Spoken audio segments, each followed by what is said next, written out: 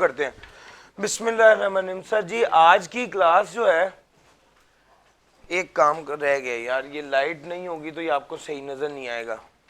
ये लाइट कहाँ से बंद करेंगे?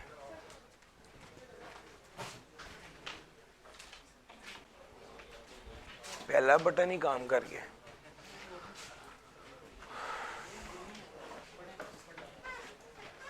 बिस्मिल्लाहिर्रहमानिर्रहीम। आज की क्लास का और आज के सेशन का असल मकसद आप लोगों को वो आर्ट सिखाना है कि पेपर को हैंडल किस तरह करना है। सर इंशाल्लाह आज की क्लास के बाद आपको एग्जैक्टली पता चल जाएगा कि रिवीजन का पैटर्न क्या होना चाहिए, आपने किस एरिया पर किस तरह जान मारनी है, किस तरह एफर्ट करनी है, पेपर किस तरह आ रहा होता है। ओवरऑल पेपर को असेस करने से आपको समझ आएगी कि असल में हम कहां पर लैग कर रहे होते हैं। सर मेरे साथ रहिए, अभी थोड़ी देर में इंशाल्लाह आप लोगों के पास फिजिकली पेपर आ जाएगा। ऑटम 22 का पेपर आप लोगों के पास करंटली मौजूद है, किताबों में आखिरी 6 सफ़े ऑटम 22 के पेपर के हैं। स्प्रिंग 22 का पेपर अभी प्रिंट होके प्रिंट करवा दिया है, मैंने मैनेजमेंट को कह दिया है, इंशाल्लाह पहुंच जाएगा। अच्छा, हम ना एक फील लेते हैं कि पूरा पेपर, जब आपके हाथ में पूरा पेपर आएगा तो आपने पेपर को असेस कैसे करना है। सर जी एक बात ध्यान में रखिएगा, आहिस्ता आहिस्ता जैसे जैसे पेपर करीब आ रहा है एक प्रेशर हर स्टूडेंट पर आता है, प्रेशर आ जाता है कि अच्छा अब इसको मैंने कैसे लेके चलना है। सर इस प्रेशर को हैंडल करना ही असल आर्ट है और नर्व्स को कंट्रोल करना। मैं हमेशा कहता होता हूँ आई कैप का paper is not just the testing of your knowledge, ये तो आपकी नर्व्स को टेस्ट करता है। आई कैप तो ये टेस्ट करता है कि प्रेशर में बच्चा घबरा तो नहीं जाएगा। एकदम एक 15 मार्क्स का 10 मार्क्स का ऐसा सवाल पूछेगा, आप सवाल देखे कहेंगे कि यार ऐ कितों आ गए, मैं को पेपर गलत तो नहीं पढ़ लेता। सर वो आपको बिल्कुल नहीं आ रहा होगा, कोई बात नहीं, आपने 100 में से कितने लेने हैं? 50 नंबर जेब में डालने हैं बस। ये मैं आपसे बेट करता हूं खुदा की मेहरबानी से, जितना मैंने आपको पढ़ाया 100 में से 50 लेने मुश्किल नहीं है, और ये मैं प्रूफ भी करूंगा आज के 2 पेपर्स के सेशन में। हाँ, पेपर को अप्रोच करने का तरीका फर्क हो सकता है, और हमने असल में आज अगर इस सेशन को आप लोगों के समझाने के लिए बुनियादी तौर पे हमने पास पेपर डिस्कशन सेशन का है। बुनियादी तौर पे अगर ये कहा जाए इस सेशन के बारे में कि how to approach the paper, हमने पेपर को अप्रोच किस तरह करना है, ये असल में इस सेशन का जो है ना वो बनता है, नाम बनता है। पेपर हमारे सामने होगा, हमने पेपर को देख के क्या सोचना है, ये बड़ा इंपॉर्टेंट है। जो पेपर को देख के जी जी जी स्प्रिंग 2022, यस जल्दी से जरा, जो पेपर आपने आपके हाथ में आना है, आपने उस पेपर को सोचना क्या है, पेपर को अप्रोच कैसे करना है, यहाँ देसी जबान में कोई पेपर में घुसना कैसे है, ये असल टास्क है। इसके लिए हम आज इकट्ठे हुए हैं। जब आपको ये समझ आ जाएगी तो आज के बाद जब आप रिवीजन कर रहे होंगे, बिलीव मी आपको समझ होगी कि यार मैं रट्टा ला रहे हैं तो क्यों ला रहे हैं, मैं इस पे रट्टा लगा रहा हूं तो क्यों लगा रहा हूं, मैं प्रैक्टिस कर रहा हूं तो क्यों कर रहा हूं, पेपर में क्या आना है। आज का बुनियादी टारगेट ऐसा नहीं है कि हमने इंडिविजुअली टॉपिक को पढ़ना है, नहीं। और जिस तरह जब मैं न्यूमेरिकल करा रहा था बिजनेस के, तो मैं आपको कोई एडजस्टमेंट नहीं बता रहा था एक एक, मैं तो आपको न्यूमेरिकल को हल करने का तरीका बता रहा था। बिल्कुल इसी तरह आज मैंने आपको पेपर को अप्रोच करने का तरीका बताना है। सर स्प्रिंग 22 का पेपर और ऑटम 22 का पेपर आप लोगों के सामने रखना है। स्प्रिंग 22 का कॉपी हो के आ रहा है, ऑटम 22 का आप लोगों के पास किताब के आखिरी सफ़ों में है। जब तक वो कॉपी होके आता है हम ज़रा ऑटम 22 का डिस्कस कर लेते हैं। मैं फिर स्प्रिंग 22 अभी बंद करता हूँ और ऑटम 22 का डिस्कस कर लेते हैं, क्योंकि वो आप लोगों के पास ऑलरेडी मौजूद है।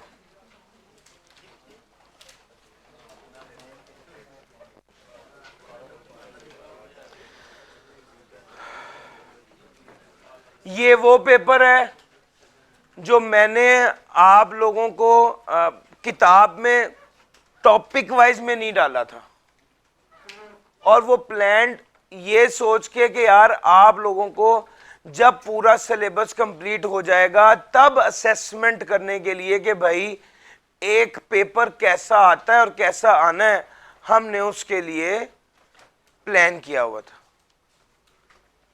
आज ये पेपर आपके सामने है, आपकी किताब का आखिरी सफ़ा है, ज़रा निकालिए और एक पेपर को फुल फ्लेज व्यू कीजिए कि ये पेपर कैसा दिखता है। फिर हम इसको आपके साथ डिस्कस करते हैं कि हमने इस पेपर को घुसना कैसा है और इसमें से 50 मार्क्स लेने कैसे हैं। सर आपने सामने पेपर देखा, जब आपने पेपर देखा तो सामने एक क्वेश्चन है, बाकी कम बात होंगे भाई, ये बैटरी इसकी बहुत थोड़ी रह गई है।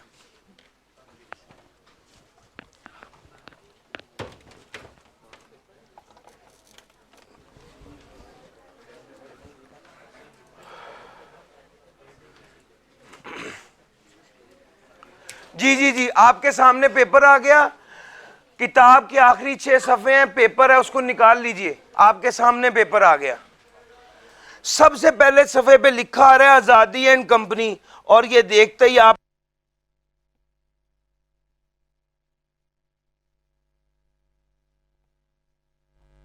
तो समझ गए कि ये एओपी का न्यूमेरिकल आ गया है क्वेश्चन नंबर 1 में। चलो अभी इस न्यूमेरिकल को पढ़ना नहीं है सर, अभी तो पहले 15 मिनट शुरू होने लगे हैं, अभी तो पेपर आपके हाथ में आया है। सर गेम कहाँ से हो रही है? आपने सिर्फ ये न्यूमेरिकल देखा, दूसरा सफ़ा खोला, किताब का आखिरी पेज निकाल लीजिए जहां पर ये पूरा पेपर है। लो सर, उसके बाद आपने क्वेश्चन नंबर 2 देखा, क्वेश्चन नंबर 2 देखा, Nasir has been working as director finance, नीचे डिब्बा देखा, बेसिक सैलरी मेडिकल अलाउंस है। जेन में पहली बात क्या आई? सैलरी का न्यूमेरिकल है। चलो जी आगे आ जाओ, बस अभी बिल्कुल वो जिसको कह रहे हैं ना ये चस्का ही ले रहे हैं पेपर का, बस असेसमेंट मोटी मोटी के क्या क्या चीज है। लो जनाब आगे आ जाए, क्वेश्चन नंबर 3 आया। सर क्वेश्चन नंबर 3,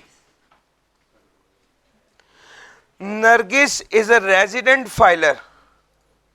अच्छा जी, ये हमने देखा कि ये during the year she dispose of the various asset, shares की इन्वेस्टमेंट है, डिस्पोजल है, परचेज है, compute the amount to be charge to the tax under the head capital gain. Sir ji जहन में फौरी तौर पे क्या आया? कैपिटल। सर अभी सवाल पढ़ने नहीं है डिटेल से, मैं तो आपको पहले 15 मिनट में, पहले 1-1.5 मिनट के आप ओवरऑल पेपर को असेस कैसे कर रहे हैं, सफ़े पलटते वक्त बस ये जल्दी से देख लेना सवाल आया किस टाइप का है। लो जी क्वेश्चन नंबर 3 का पार्ट बी देखा, Shahid is a resident filer and has provided the following information. अच्छा जी, एक तरफ ये इसने बेंगलौर की बात की है और decided to sell the Bangalore and received a deposit, और डिपॉजिट फॉरफीट कर लिया है। ये तो यार हेड्स ऑफ इनकम की गेम ही है। दूसरा बिल्डिंग थी और इसको फैक्ट्री और प्लांट एंड मशीनरी, ये तो अदर सोर्स वाली गेम है। तीसरा पार्ट एग्रीकल्चर लैंड है, ये तो एग्जेम्प्ट होती है। नीचे उसने सवाल में भी लिखा हुआ है कि जनाब compute the total and taxable income under appropriate head of income. समझ आ गई कि ये हेड्स ऑफ इनकम का सवाल है, यानी पहला दूसरा तीसरा तीनों सवाल अभी तक तो इनकम टैक्स के टकाटक वो पूछता जा रहा है। Question number 4, under the provision of income tax ordinance 2001 discuss the taxability of foreign source income of the following resident person for the tax year 2022।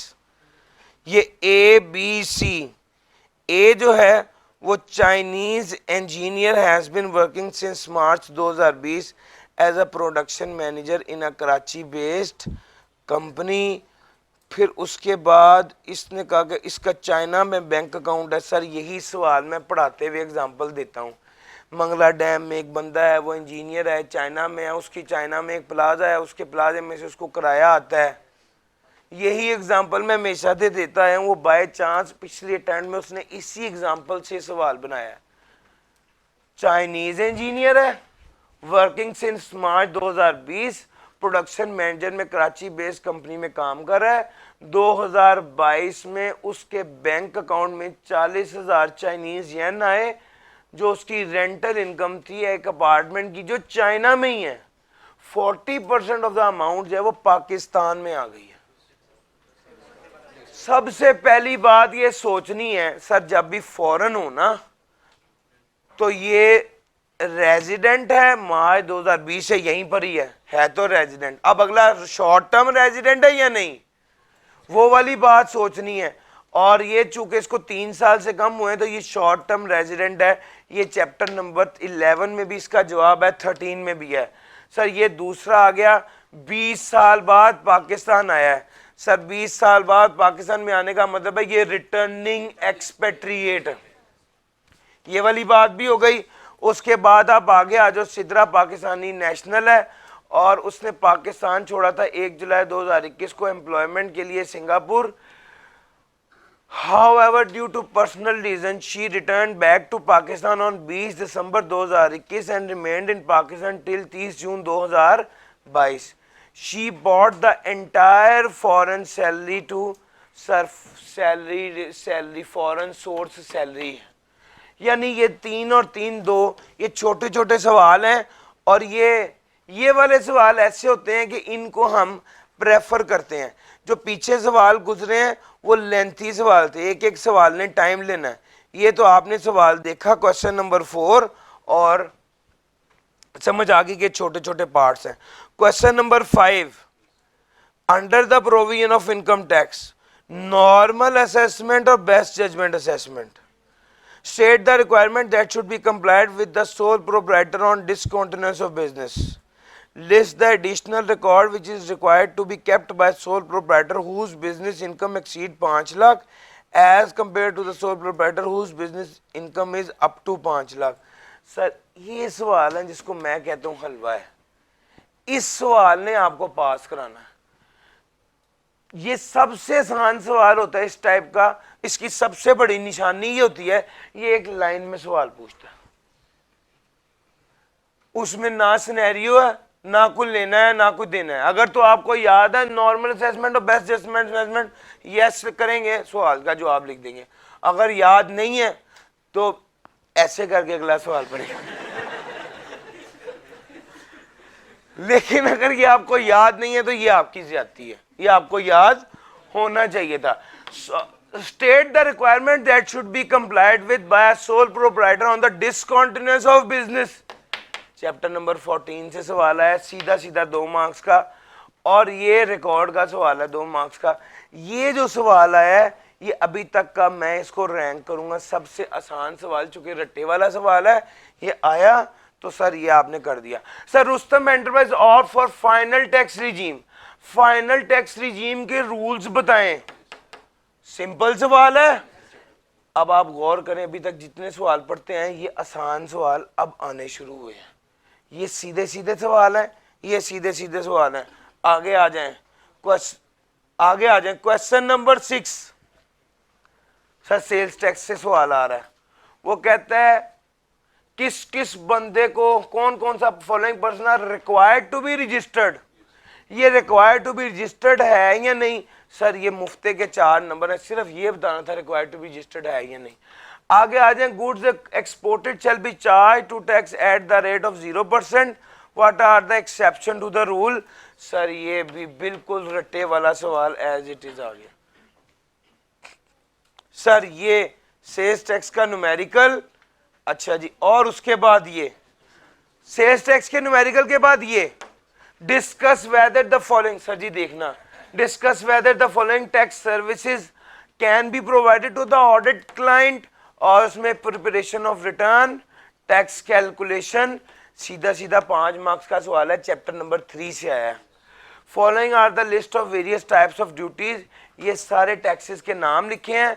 नीचे उसने पूछा आप बताएं कि ये फेडरेशन के अंडर आएंगे या प्रोविंसेस के अंडर आएंगे। 3 मार्क्स का। 100 नंबर पूरे हो गए हैं। पेपर कि जब 100 नंबर पूरे आपने एक बार देख लिए, ये काम आपने यानी 10 मिनट में, मोर और लेस 10 मिनट में कर लेना है। अगले 5 मिनट में आपने कैटेगराइज कर लेना है क्या क्या आपको आता है और उसको आपने किस नंबर पे अटेम्प्ट करना है। अगर मैं आपकी जगह होता और मैं पेपर में बैठा होता और ये वाला पेपर आता, तो क्या मुझे सच बताएं, आपको चैप्टर 1 2 3 वाला ये आना चाहिए? यस और नो? आना चाहिए। 5 से 3 8 नंबर, ये सबसे आसान है। आगे आ जाए, सबसे पहले मैं ये करता। और यार फर्क नहीं पड़ता, कोई नहीं, क्वेश्चन 1 पहले करना जरूरी। ये वाला सवाल हल करें, सिंपल सवाल है और मुफ्त के नंबर है 8, ये मैं करता। दूसरे नंबर पे मैं आ जाता पिछले सफे पर और ये वाले सवाल है सर 6 सबसे आसान है, ये वाला करता। 4 और 3 7, पीछे कितने गुजरे हैं? 8। 8 में से 7 नंबर लेना मुश्किल नहीं है, ये 7 है, इस 7 में से 7 नंबर लेना मुश्किल नहीं है, मगर लेट से 7 में से 6, तो भैया 8 में से 7 और 7 में से 6। इसके फौरी बाद मैं ये वाले सवाल करता। 3 और 2 5 और 2 7 नंबर, ये वाले सवाल सिंपल है और ये 3 10। सर ये सारे नंबर आराम से हासिल किए जा सकते हैं सर। 15 नंबर पहले और 10 नंबर, ये कितने हो गए? 25। और ये वो वाले 25 मार्क्स का पेपर है जिसमें से मिसाल के तौर पे 22 नंबर लेना, 21-22 नंबर लेना मुश्किल नहीं है। अच्छा, ये अभी तक मैंने कोई न्यूमेरिकल नहीं शुरू किया, मैंने सीधे सीधे रट्टे वाले सवाल चुन चुन के, अच्छा ये करता मैंने मार्क कर लिया है। इन सारे सवालों पे नंबर 1 मार्क करना है। नंबर 1 का मतलब है मैंने ये सबसे पहले करना। अच्छा, उसके बाद ऊपर आया ये वाला जो सवाल है, ये इतना सीधा रट्टे वाला नहीं है, इसको समझ के करना है आसान, इस पे नंबर 2 मार्क करना है सर। उसके बाद आ गया हमारे पास ये भी है आसान, इस पर भी नंबर 2 मार्क करना है। फिर उसके बाद हमारे पास ये वाला सवाल आ गया, ये है आसान लेकिन इस पर भी नंबर 2 मार्क करना है। फिर उसके बाद आपके पास आ गया ये बड़ा न्यूमेरिकल सैलरी का, और फिर ये बड़ा न्यूमेरिकल एओपी का। इस 25 में से, ये 25 मार्क्स का पेपर आपने कितनी देर में करना है? ये 25 मार्क्स का पेपर मेरे मुताबिक आपको 25 से 30 मिनट में कर लेना चाहिए, चूंकि ये सीधे सीधे सबसे आसान मार्क्स ये वाले थे। बिल्कुल रट्टा जिसने लगाया है आना चाहिए, उससे मार्क्स आप हासिल कर सकते हैं। ये 25 मार्क्स आपने गेन कर लिए। अब आप आ जाएं कैटेगरी नंबर 2 की तरफ। ये जो बड़े न्यूमेरिकल होते हैं ये कैटेगरी नंबर 3 होती है। लो जनाब, ये जो है क्वेश्चन नंबर 1 ये कैटेगरी नंबर 3 है, इसको नहीं करना पहले। क्वेश्चन नंबर 2 ये कैटेगरी नंबर 3 है, इसको भी नहीं करना। क्वेश्चन नंबर 3 ये कैटेगरी नंबर 2 है। क्वेश्चन नंबर 4 ये भी कैटेगरी नंबर 2 है। क्वेश्चन नंबर 3 का भी, और ये तीनों सवाल रिलेटिवली छोटे सवाल हैं, कम टाइम में ज्यादा नंबर इसमें से हासिल हो सकते हैं। मैं अगर आपकी जगह होता तो मैं इसके फौरी बाद पहले ये वाला सवाल करता। क्वेश्चन नंबर 4 3 3 2 करते हैं सर। वो वाले सीधे सीधे रट्टे वाले सवाल थे, इस सवाल को देखते हैं। Lee, a Chinese engineer has been working since March 2020 as a production manager in a Karachi based company Karam limited. During the tax year 2022, his bank account in China was credited with Chinese yen 40,000 on account of rental income for his apartment in China. He remitted 40% of this amount to his bank account in Pakistan. Sir 3 marks हैं। सबसे पहला number तो आपको तब मिल जाना है जब आपने लिखना है कि ली जो है वो short term resident, short term resident की, और उसके बाद रूल लिखे, शॉर्ट टर्म रेजिडेंट की foreign source income taxable in Pakistan नहीं होती, एग्जेम्प्ट होती है। एग्जेम्प्ट होती है, हाँ, except if brought into Pakistan. ये लिखने के बाद फिर अप्लाई करना है, रूल लिख दिया, इसके बाद अप्लाई करना है।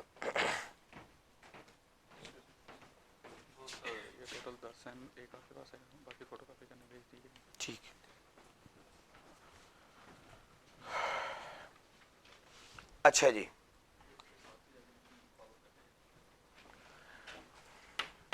सर इधर आ जाओ भाई। अच्छा अब आपने सर, आपने सबसे पहले क्या लिख दिया? आपने सबसे पहले ये लिख दिया कि ली जो है वो शॉर्ट टर्म रेजिडेंट, और शॉर्ट टर्म रेजिडेंट की foreign source income taxable in Pakistan नहीं होती एक्सेप्ट ये कि वो ब्रॉट इनटू पाकिस्तान हो। अब यहां पर आप लिखेंगे, तो इस केस में, इन this case the foreign source income of leave will not be taxable, will not be, या will be exempt except 40% that is received in Pakistan account, और ये 40% टैक्सेबल होगी और वो 60% एग्जेम्प्ट। ये सर 3 मार्क्स का ये था। आ जाओ अगले क्वेश्चन नंबर 4 का part B. Umar a Pakistani national came into Pakistan on 1 September 2021 after 20 years of service in UAE. On 1 January 2022, his bank account in UAE was credited with AED 50,000 on account of dividend received from UAE. He remitted 50% of the amount to his bank account in Pakistan. 20 साल बाद पाकिस्तान में आया 1 September 2021 में, आपका है tax year 2022।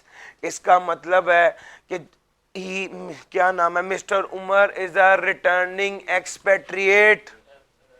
ठीक हो गया? इफ अ पर्सन, अब हमने रूल लिखना है। रूल क्या लिखना है? अगर कोई बंदा पिछले 4 साल या उससे ज्यादा अरसा नॉन रेजिडेंट रहे और उसके बाद पाकिस्तान में आए, तो जिस साल वो पाकिस्तान में रेजिडेंट हुआ वो साल और उससे अगले साल उसकी फॉरेन सोर्स इनकम क्या हो जाएगी? ये रूल लिखने के बाद आपने लिखना है, in this case Umar is a returning expatriate, his foreign source income for the tax year 2022 and 23 will be exempt, therefore dividend received from UAE will be exempt. और yes or no? ये sir 3 number 1 आगे, 3-1 आगे आ जाओ 2 number वाला बात। सिद्रा अब Pakistani national left Pakistan on 1 July 2021 from employment in a Singapore based company at a monthly salary of SGD 10,000. However, due to personal reasons, she returned back to Pakistan on 20 December 2021 and remained in Pakistan till 30 June 2022. She brought the entire foreign salary amount to Pakistan. Sir इसके, ये foreign source salary का सवाल है, इसके बारे में 2 असूल हमने पढ़े हुए हैं। असूल नंबर 1, फॉरेन सोर्स सैलरी, अगर फॉरेन सोर्स सैलरी टैक्सेबल होगी यानी फॉरेन सोर्स सैलरी एग्जेम्प्ट होगी अगर आपके एम्प्लॉयर ने टैक्स डिडक्ट कर लिया है और उसने वहां की रेवेन्यू अथॉरिटी को जमा करा दिया है। यस और नो? दूसरा एक और रूल भी पड़ा था, अगर कोई बंदा during a tax year Pakistan से बाहर जाए और फिर बाहर ही रह जाए तो उसकी फॉरेन सोर्स सैलरी टैक्सेबल। ये 2 रूल्स पड़े थे। अब यहां पे बाहर जाकर बाहर रहने वाली बात नहीं हो रही, चूंकि वो तो वापस आ गई है पाकिस्तान में, तो वो इसी टैक्स ईयर में वापस पाकिस्तान आ गई है। तो ये वाली बात कहना कि वो बाहर जाकर बाहर ही रह जाए, ठीक नहीं। आपको कौन सी बात करनी पड़ेगी? आपको ये बात करनी पड़ेगी कि उसकी फॉरेन सोर्स सैलरी जो है वो एग्जेम्प्ट होगी अगर वहां के एम्प्लॉयर ने उसकी सैलरी पर टैक्स काट कर उसको सैलरी दी है और उस एम्प्लॉयर ने वहां के सिंगापुर की रेवेन्यू अथॉरिटी को वो वाला टैक्स जमा करवा दिया। ये इसका जवाब था। सर जी मुझे सच बताएं, मुश्किल था या आसान था? सर आसान सवाल थे ये तीनों सवाल। अभी तक मैं जितने सवाल आपको बताए ये डुएबल सवाल थे। अच्छा, ओवरऑल पेपर की फील इतनी आसान नहीं है। आप अगर ओवरऑल पेपर देखें तो आपको लगेगा कि अन्य बड़े सवाल दे देते नहीं कि पेपर सैलरी भी, एओबी भी, बाकी भी। सर सेल्स टैक्स का भी न्यूमेरिकल तगड़ा, लेकिन बिलीव मी, यही तो आपको आर्ट सिखाना है कि इस 100 में से असल में 70 नंबर बिल्कुल आसान है, और जिस बच्चे ने तैयारी की हुई है आराम से ये पेपर पास कर सकता है, और किया बच्चों ने। पिछली अटेम्प्ट का पेपर है। क्या तरीका है सर, आपको सिखा दिया स्टेप बाय स्टेप। आपको सबसे पहले कोशिश करनी है पेपर के अंदर घुस के नरम नरम सस्ते सस्ते आसान आसान सवाल सिलेक्ट करते जाएं और टिका के वो सवाल करते रहें। आपने स्टेप 1 में क्या करना है, आपने स्टेप 1 में सीधे रट्टे वाले सवाल हल करने लग गए। वो जिसकी कैटेगरी 1 थी वो कर लिए सारे। फिर उसके बाद आ गए कैटेगरी 2 वाले सवाल। कैटेगरी 2 में सबसे पहला सवाल ये था, ये किया। उसके बाद आ जाओ हम इस सवाल की तरफ चलते हैं। अगर मैं होता 3 और 3 भी, तो पहले 3 वाला सवाल करता sir. Nargis is a resident filer during the tax year 2022. She disposed of the various assets. Relevant detail of these assets are as follows. Sir consideration fair market value दोनों दी हुई है। किस दिन डिस्पोज किया, कितने का खरीदा था, किस दिन परचेज किया, सारी इंफॉर्मेशन दी हुई है। वो आपको क्या रहा है, नोट 1 है। नोट 1 तो इस चीज के बारे में ये बाद में देखते हैं। Under the provision of income tax and rule made there under, compute the amount to be chargeable to tax under the head capital gain, also state the reason for ignoring the gain और loss. Sir आ जाइए, consideration of fair market value में से कौन सा लेना होता है sir ji? Whichever is higher, पढ़ा चुके हैं आपको, विच एवर इज हायर। अब इस केस में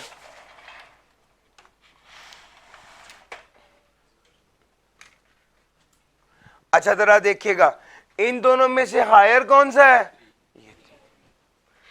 investment in share of a public unlisted company. इसका मतलब है ये सिक्योरिटी नहीं है, ये अदर है। Sir ji date of disposal 1 और खरीदा था 1 जून 2020 को, यानी 3 का सेल किया, 2 का खरीदा था, कितने का गेन आ गया? 1 million. Step number 1 capital asset है, यस और नो? सर डिस्पोजल है या डिस्पोजल नहीं है? डिस्पोजल है। डिस्पोजल इमूवेबल प्रॉपर्टी सिक्योरिटी या अदर गेन या लॉस? गेन। सर अगर अदर हो और गेन हो तो ये एनटीआर के तौर पे टैक्सेबल होगा। ठीक हो गया सर? 1 मिलियन यहां पर लिख रहा हूं। दूसरे स्टेप पे आ जाइए sir, investment in shares of a listed company. इसका मतलब है ये क्या है? सिक्योरिटी है। सर ये दोनों तो बराबर हैं, चलो जी ये पिक कर लिया। 3.5 कॉस्ट 3 2.1 मिलियन। सर जी कॉस्ट 3 2.1 मिलियन जी 1.4 मिलियन है। सर जी मुझे बताइएगा जरा, स्टेप नंबर 1 कैपिटल एसेट है। सर डिस्पोजल है या डिस्पोजल नहीं है? इमूवेबल प्रॉपर्टी सिक्योरिटी या अदर? सिक्योरिटी। गेन है या लॉस है? सर जी ये गेन है, तो ये सेपरेट ब्लॉक आइटम के तौर पे टैक्स होगा। सर पर्सनल कार 5 मिलियन और 6 मिलियन, कौन सा लेंगे? हायर। कॉस्ट ऑफ परचेज 3.8 जी, कितना गेन आएगा? स्टेप नंबर 1 कैपिटल एसेट है, नो, खत्म। उसने तो आपसे कहा है under the head capital gain बताएं, ये तो किसी हेड में भी टैक्स होना ही नहीं है। सर यहां पर आ जाएगा नील। सर पेंटिंग, सर जी इन दोनों में से हायर लेना है, दोनों बराबर ही हैं। सर कॉस्ट कितनी थी? 1.7। स्टेप नंबर 1 कैपिटल एसेट है, यस। सर डिस्पोजल या no disposal? Disposal. Immovable property security या अदर? गेन या लॉस? लॉस। आर्ट रिलेटेड या आर रिलेटेड का मतलब है लॉस नॉट एडजस्टेबल। लो भैया ये भी हो गया क्लियर। अब आ जाए अगली बात, ज्वेलरी। सर कैश है और ये whichever is higher 8 million. Sir cost of purchase में लिखा है see note 1। She receive the jewellery as a gift from her mother in law at the time of marriage when the fair market value was, let say अभी rule change हो गया, अब यहां पर क्या होना चाहिए, ओरिजिनल कॉस्ट। लेट से ओरिजिनल कॉस्ट है 4.8 मिलियन। तो फिर गेन आ गया ना। स्टेप नंबर 1 कैपिटल एसेट है, यस यस और नो। उसके बाद आ जाइए डिस्पोजल है या नो डिस्पोजल, डिस्पोजल है। डिस्पोजल में इमूवेबल प्रॉपर्टी सिक्योरिटी या अदर, अदर गेन या लॉस, गेन। अगर गेन है तो एंड या 8 में से 3.2 एनटीआर के तौर पे टैक्स होगा। ठीक हो गया। वो कहता है compute the amount to be chargeable to tax under the head capital gain, also state the reason for ignoring gain. आपने यहां पर लेट से रीजन बता दिया और यहां आप स्टेप बाय स्टेप ये सारे करते रहे। मैंने तो इसी टेबल को एक्सटेंड करके बता दिया है। आप 1 बाय 1 हेडिंग दे दें, इन्वेस्टमेंट इन शेयर, और उस पर ये कैलकुलेशन करके ये सारा बता दें। लेकिन sum amount chargeable under the head capital gain कितना आएगा, सही ये टोटल कीजिएगा।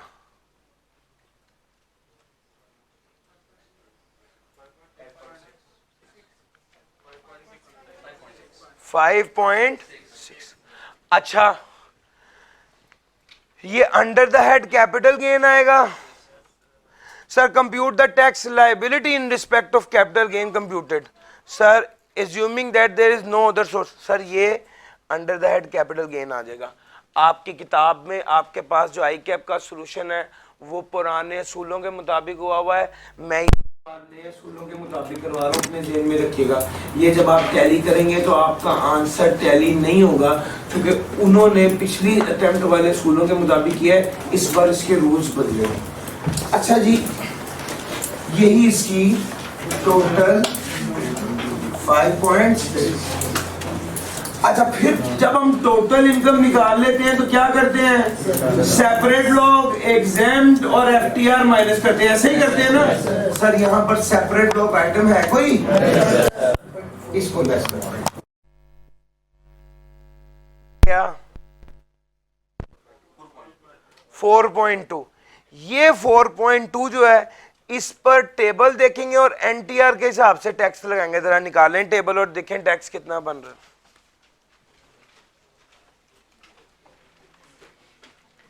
Page number sir step number 1 individual AOP company, individual. Step number 2 salaried non salaried, non salaried. Page number 49 का ऊपर वाला टेबल देखिए,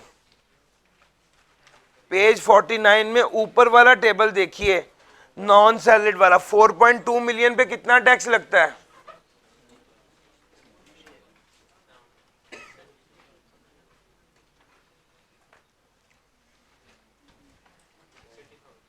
जी भाई?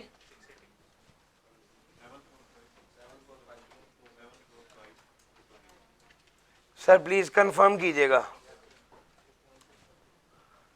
यही बन रहा है सर। 7,45,000 4.2 मिलियन पे है।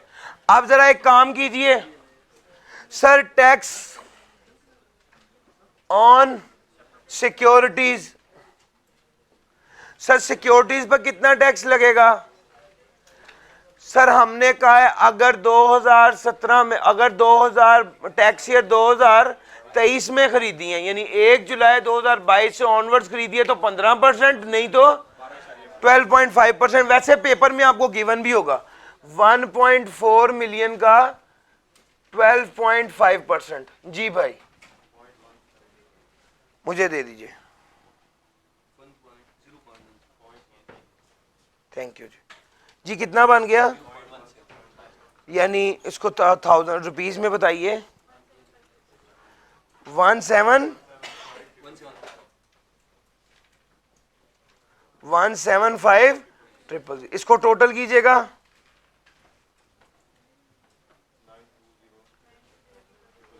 920,000। सर जी ये हमारी टैक्स लायबिलिटी इस तरह निकलनी थी। मैं फिर कह रहा हूं आई कैप के सोल्यूशन से टैली करेंगे, टैली नहीं होगा चूंकि उसने पिछले साल के असूलों के मुताबिक निकाला है। मैं आपको इस साल अपडेटेड बता रहा हूं सर। आप इसको तस्वीर उतार के मुझे भी व्हाट्सएप कर दीजिए सर। नोट कर लें, नोट ना करें, तस्वीर उतार लें और ये सवाल खुद घर जाके आपने करना है।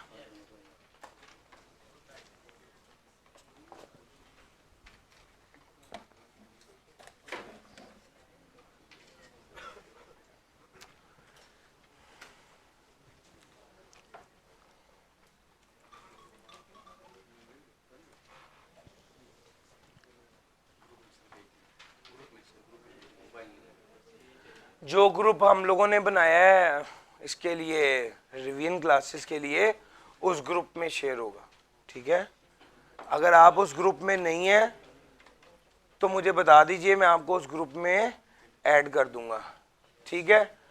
वैसे तो इसका आसान तरीका ये कि मैंने लिंक शेयर किया हुआ है, मेरे स्टेटस देख लीजिए, उस पर लिंक शेयर किया हुआ है, वहां से आप वो ग्रुप ज्वाइन कर सकते हैं। उसमें तकरीबन 600 प्लस स्टूडेंट्स हैं। अच्छा जनाब,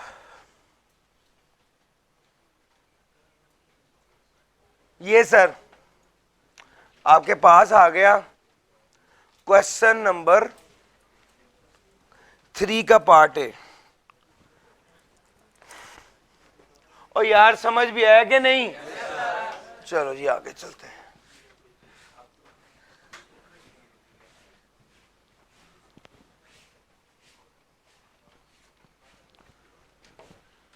उसके बाद आ गया अगला सवाल, ये भी हमारी कैटेगरी 2 वाला सवाल है। कैटेगरी 1 वाला तो वो था जो एक लाइन का सवाल था, हमने जवाब लिखना था 25 मार्क्स का, वो कैटेगरी 1 आई हुई थी। सबसे पहले वो करने हैं।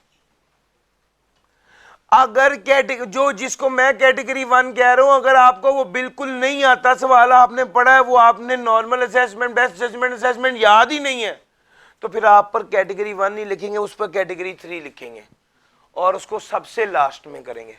मेरे मुताबिक जो कैटेगरी 1 वाले सवाल हैं वो सबसे आसान और सबसे ज्यादा पास कराने वाले सवाल होते हैं, क्योंकि उस 25 में से 21-22 नंबर लेना मुश्किल नहीं होते।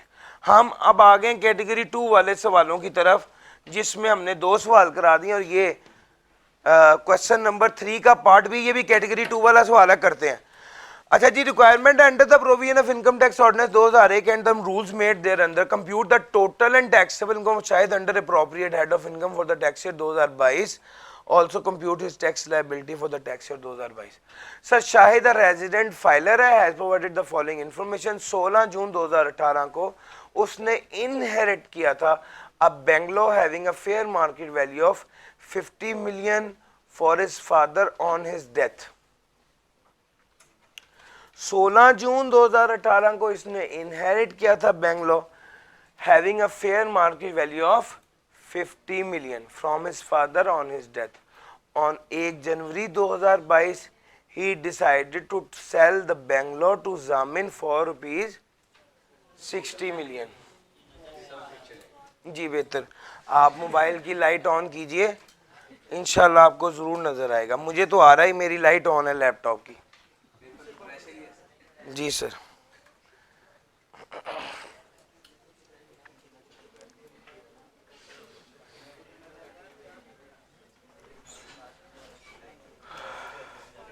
ऑन कीजिएगा इसको जल्दी से।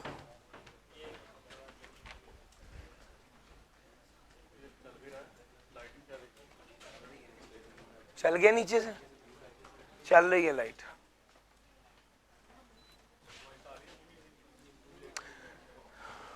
आप सबके पास क्वेश्चन है ना?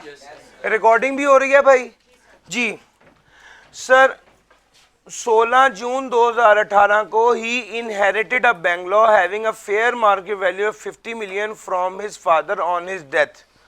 On 1 January 2022, he decided to sell his Bangalore to Zamin for rupees 60 million and received a deposit of 6 million. On 14th February 2022, he forfeited the deposit on refusal of Zamin to purchase the Bangalore in accordance with the terms of contract. Sir जी, काम की बात Bangalore, sir सुनिएगा, काम की बात यह है, बेंगलोर को बेचने का कॉन्ट्रैक्ट किया, 6 मिलियन का उसने डिपॉजिट ले लिया, बाद में डिपॉजिट फोरफीट कर लिया, किस हेड में आएगा sir? Under the head income from property आएगा। भैया ये फोरफिटेड इनकम फ्रॉम प्रॉपर्टी में 6 मिलियन आएगा, चूंकि ये क्या हुआ है, फोरफिटेड डिपॉजिट है सर। सर जी आगे चलते हैं। अब आगे अगला पॉइंट, 31 मार्च 2022 को ही sold and transferred the Bangalore to Kazim for 54 million. अच्छा, बाद में इसने वाकई बेच दिया काजिम को, कितने का? 54 मिलियन का। 54 मिलियन का, यानी सर जी कॉस्ट, ओरिजिनल कॉस्ट हमारे पास नहीं थी। अब ये चूंकि पिछले टाइम का सवाल है, हम इसको ओरिजिनल कॉस्ट ले रहे हैं, कितनी? 50। और सेल प्रोसीड क्या है या कंसिडरेशन क्या है? 54। सर जी कितने का गेन आ गया? सर जी ये कैपिटल गेन के अंडर आएगा, ये इनकम फ्रॉम प्रॉपर्टी के अंडर है और ये टैक्सेबल अंडर द हेड, चूंकि उसने हमें कहा है under appropriate head of income show करें। Sir step number 1 capital gain है, आपको पता होना चाहिए। स्टेप नंबर 1 ये कैपिटल एसेट है, यस। दूसरा स्टेप नंबर 2 डिस्पोजल हुआ है या नहीं हुआ? No disposal, disposal yes. फिर उसके बाद तीसरे नंबर पे इमूवेबल प्रॉपर्टी सिक्योरिटी या other? Sir immovable property gain या लॉस? तो अगर गेन है तो ये क्या होगा? सेपरेट ब्लॉक आइटम होगा। आगे चलते हैं। ही ओन्स अ फैक्ट्री बिल्डिंग, ये बिल्कुल सेम, ये आसान सवाल है। क्यों आसान है? निकालिए किताब, एक एग्जांपल भी एज इट इज यही है और पास पेपर नंबर 2 आपके कैपिटल गेन का एग्जैक्टली यही है। तो अगर किसी बच्चे ने थोड़ी सी भी तैयारी की हुई तो मेरे मुताबिक ये वाला सवाल उसके लिए इंतहाई आसान और डूएबल है। Sir he owns a factory building at Faisalabad. On 1 July 2021 he let out his factory building along with the plant and machinery at a monthly rent of, sir ji building और प्लांट एंड मशीनरी को इकट्ठा किराए पर दिया है, other source में जाएगा। Expense कितना इनकर हुआ है? 3.5। अब sir building plus plant and machinery कितना किराया? 1 मिलियन मल्टीप्लाई बाय 12, 12 माह के लिए है ना, 12 मिलियन। और रिपेयर कितनी है? सर अब ये इनकम, इसका इसकी हेड आएगा इनकम फ्रॉम अदर सोर्स। आपको पता होना चाहिए अगर ये प्रॉपर्टी होता तो 20% रिपेयर माइनस होता। सर ये अदर सोर्स है, एक्चुअल माइनस होगा। सर जी कितना आ गया? 8.5। सर जी ये अदर सोर्स, ये अदर सोर्स है, ये कैपिटल गेन है और ये प्रॉपर्टी है। हमने सारे हेड साथ साथ शो करें। सर जी अगली बात, he owns an agriculture land. 1 जनवरी 2022 को he rented out the agriculture land at an annual rental of 4 million. The fair market value of the annual rent was 5 million. Sir जी आपको बताता चलूं, ये एग्जेम्प्ट है, ये एग्जेम्प्ट इनकम है। सर उसने चूंकि हमसे सवाल पूछा कि टोटल इनकम भी बताओ, तो आपको पता है टोटल इनकम में टैक्सेबल भी आती है और अब सर यहां पर एग्जेम्प्ट भी आएगी। और अगर रेंट है तो रेंट के बारे में रूल है, एक्चुअल या fair market rent whichever is higher, तो हायर आएगा और वो हायर 5 बन रहा है। और इसने किराए पर कब दिया?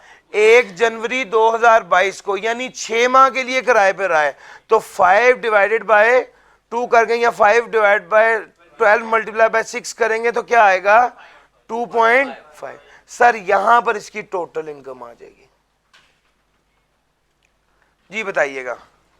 6 और 4 10, 10 और 9 19 और 2 21 मिलियन। सर जी यहां पर एग्जाम्प्ट माइनस होगी, कितनी है भाई? 2.5 लेस हो गई एग्जाम्प्ट, और फिर उसके बाद सेपरेट ब्लॉक आइटम भी माइनस होगी। और यस और नो, कितना है भाई? 4, ये भी लेस कर दो। फिर आपके पास आ जाएगी टैक्सेबल इनकम। जी बताइएगा। 14.5, ये टैक्सेबल इनकम आपके पास आ गई। अब जब टैक्सेबल इनकम आपके पास आ गई तो अगला स्टेप है टैक्स लायबिलिटी। सर यहां पर ही करता हूं टैक्स। जी टैक्स लायबिलिटी निकाले 14.5। स्टेप नंबर 1 इंडिविजुअल है, एओपी है या कंपनी है? Individual. Step number 2 salaried non salaried? Non salaried. Page 49 पर ऊपर वाला टेबल।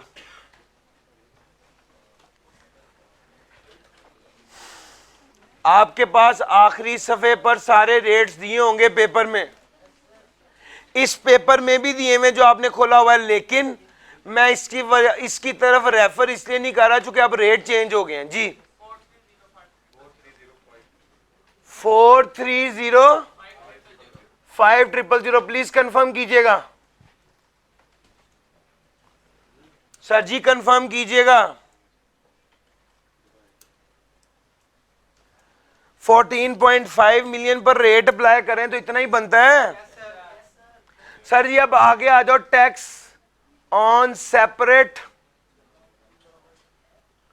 Block item. जी tax on separate block item. अब आपकी कितनी अमाउंट है? 2.5 मिलियन है? नहीं सर, सेपरेट ब्लॉक आइटम है 4 मिलियन। अब आपको टेबल गिवन होगा, अभी आपके पेपर के पीछे नहीं, लेकिन चैप्टर नंबर 9 में टेबल आपके पास गिवन है, जरा देखिए।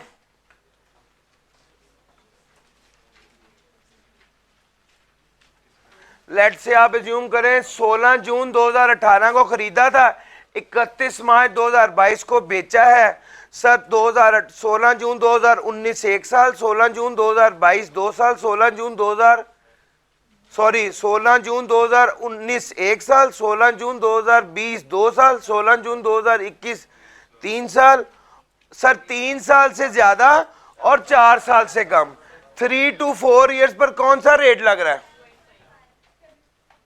Holding period 3 more than 3 year but less than 4 year है। रेट कितना है?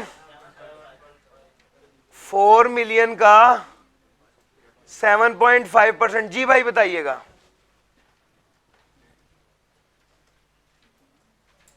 3 लाख बन रहा है। तो सर आपकी टैक्स लायबिलिटी होगी 4605,000। सर ये 7 मार्क्स का सवाल था,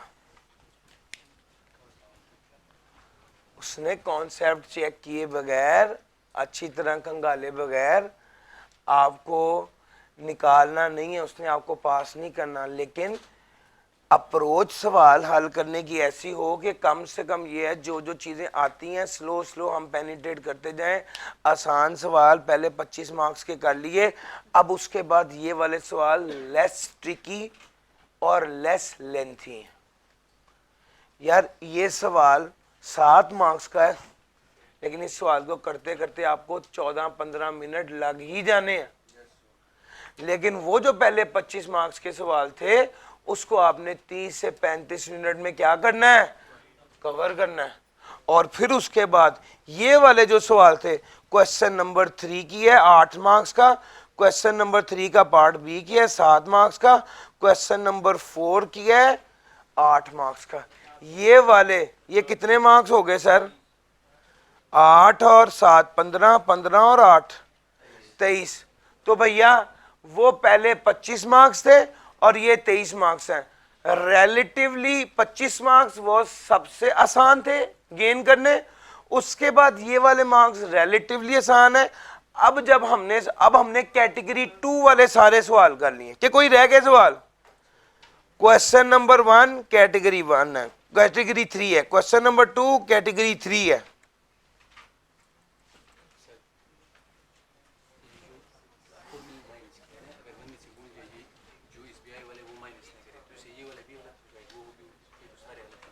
सारे गलत नहीं होंगे, बस इतने ही मार्क्स कटेंगे जितनी गलती की है। हाँ अच्छा जी, कैटेगरी क्वेश्चन नंबर 3 हमने कर लिया, ये कैटेगरी 2 वाले सवाल थे। क्वेश्चन नंबर 4 भी कर लिया, क्वेश्चन नंबर 5 तो वैसे ही कैटेगरी 1 था। क्वेश्चन नंबर 6 हमने तो पहले ही कैटेगरी 1 था, कर लिया हुआ है। क्वेश्चन नंबर 7 है और क्वेश्चन नंबर 8 है। अच्छा जरा देखिए, अब मेरे कैटेगरी 2 वाले सवाल भी खत्म हो गए। अब मेरे पास रह गए हैं बड़े सवाल, सेल्स टैक्स का न्यूमेरिकल, सैलरी का न्यूमेरिकल और एओपी का न्यूमेरिकल। मैं अपने तो अगर देखूं तो इस पेपर में ये वाला सवाल थोड़ा सा डरावना सवाल था, मुश्किल नहीं था, लेकिन सवाल लिखने का तरीका आम रूटीन से हटके था। मैंने ये सवाल आपको क्लास में कराया, यस और नो? मैंने ये सवाल आपको क्लास में कराया हुआ है। अगर मैं ओवरऑल पेपर को देखूं और आपको कोई सवाल नजर आए, कुछ मुश्किल नहीं है, पैटर्न आपको पता है, एक तरफ आउटपुट टैक्स किया। अगर आप में से कोई बच्चा है जो परेशान हो रहा है नहीं कराया, तो सर उसका लिंक मेरा ख्याल है लिंक भी आप लोगों के पास मौजूद है, नहीं तो मैं दोबारा भी शेयर कर दूंगा, ग्रुप में लिंक शेयर कर दूंगा, ठीक है। ये वाला सवाल मैंने क्लास में कराया हुआ है, इसका लिंक भी फिर भी मैं शेयर कर दूंगा।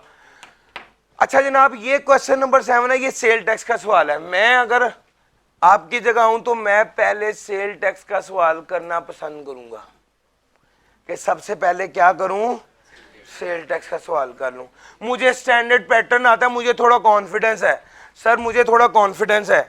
मैं पता है क्या करूंगा, मैं कुछ नहीं तो कम से कम फॉर्मेट तो मुझे आता है ना, मैं फॉर्मेट एक तरफ बनाकर यहाँ पर आउटपुट टैक्स में जो जो चीज़ें आनी है वो तो लिखूंगा ना, फिर यहाँ पर इनपुट टैक्स में जो जो चीज़ें आनी है वो तो लिखूंगा ना, फिर यहाँ पर प्लांट प्रॉपर्टी इक्विपमेंट वाली चीज़ें तो लिखूंगा ना, फिर यहाँ पर अपॉर्शनमेंट की वर्किंग तो करूंगा ना, जो जो आउटपुट टैक्स में आना है वो तो यहाँ पर प्लेस करूंगा ना, जो जो इनपुट टैक्स में आना है वो तो प्लेस करूंगा।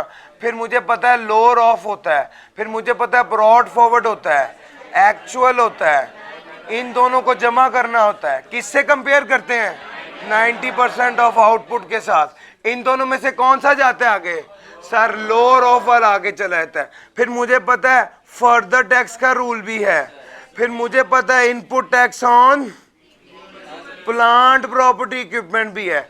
सर ये वाली चीजें तो कम से कम मैं लिखूंगा सारी। फिर उसके बाद फर्दर टैक्स मैंने देखना है, पहले ये देखना होता है फर्दर अमाउंट, क्या आउटपुट टैक्स जो है उसमें से ये दोनों लेस करें तो अमाउंट माइनस में तो नहीं आ रही, अगर माइनस में आ रही हो तो फर्दर टैक्स नीचे आएगा, यहां पर आ जाएगा सेल्स टैक्स पेबल। और सर उसके बाद दो चीजें रह गई, एक्सपोर्ट रिफंडेबल है और इनपुट टैक्स। यार अगर मुझे सवाल बहुत ज़्यादा नहीं भी समझ आ रहा ना, मैंने ये फॉर्मेट बनाया हुआ है, मैं रेलिवेंट तरीके पढ़ना शुरू करूँगा, जो जो डाटा जहाँ जहाँ प्लेस करना सीखा है। आखिर तो मैंने 10-12 सवाल किए हैं, तो मुझे कुछ तो पता होगा ना कि यार ऐसे नहीं हो सकता। हाँ सवाल मुश्किल दे सकता है, ऐसे हो सकता है कि 2-3 एडजस्टमेंट्स ऐसी हो जो मेरे दिमाग से गुजरे ना, मुझे ना समझ आए, कोई गल नहीं, बाकी तो आता है, जो आता है उसको यहाँ पर प्लेस करें। मेरी बात समझ आ गई है? तो आइडियली अगर मैं आपकी जगह होता तो मैं सेल टैक्स करता। हाँ अगर आपको कोई सवाल ऐसा हो जो बिल्कुल अनयूजुअल लगे, आप कहें यार ये क्या हो गया, घबराना नहीं है, उस सवाल को फौरी ना करें। अभी अगर आपको ये सवाल देखने में थोड़ा डरावना लगा कि यार ये अजीब जैसा सवाल है, लंबा, हम तो देखते थे यहाँ भी लिखी होगी सप्लाईज 3 आइटम में, फिर लिखते थे परचेजेज ली 3 आइटम में, सीधा सीधा सस्ता सा सवाल था वो कर लेते थे। ये तो इतनी लंबी चौड़ी डिटेल है, आपको अगर इस सवाल में कुछ डर लग रहा है या कोई ट्रिकी लग रहा है, घबराने की जरूरत नहीं है। आप ये सवाल अभी मत कीजिए, क्यों, ये सवाल बाद में कर लें। आपके पास एक और अभी बड़ा आसान सवाल है, कौन सा, यार सैलरी का न्यूमेरिकल तो आसान ही लगता है ना। चलो अगर आपको, मैं आपको मशवरा दे रहा हूं, सेल टैक्स का सवाल पहले देखना, वो अगर आपको देखने में आसान लगे एक बार गो थ्रू करें, आसान लगे तो बहुत अच्छा है वो करें, और अगर वो मुश्किल लगे या आप कहें कि यार ये तो मुझे देखने में नहीं सही लग रहा, मुझे आप कंफर्टेबल नहीं है, इसको छोड़ दें सर, इसको छोड़ दें, अभी ये ना करें। अभी आप पहले कौन सा सवाल कर लें? सैलरी वाला। सैलरी वाला तो सुकून वाला सवाल होता है सर, सैलरी वाला सवाल कर लीजिए।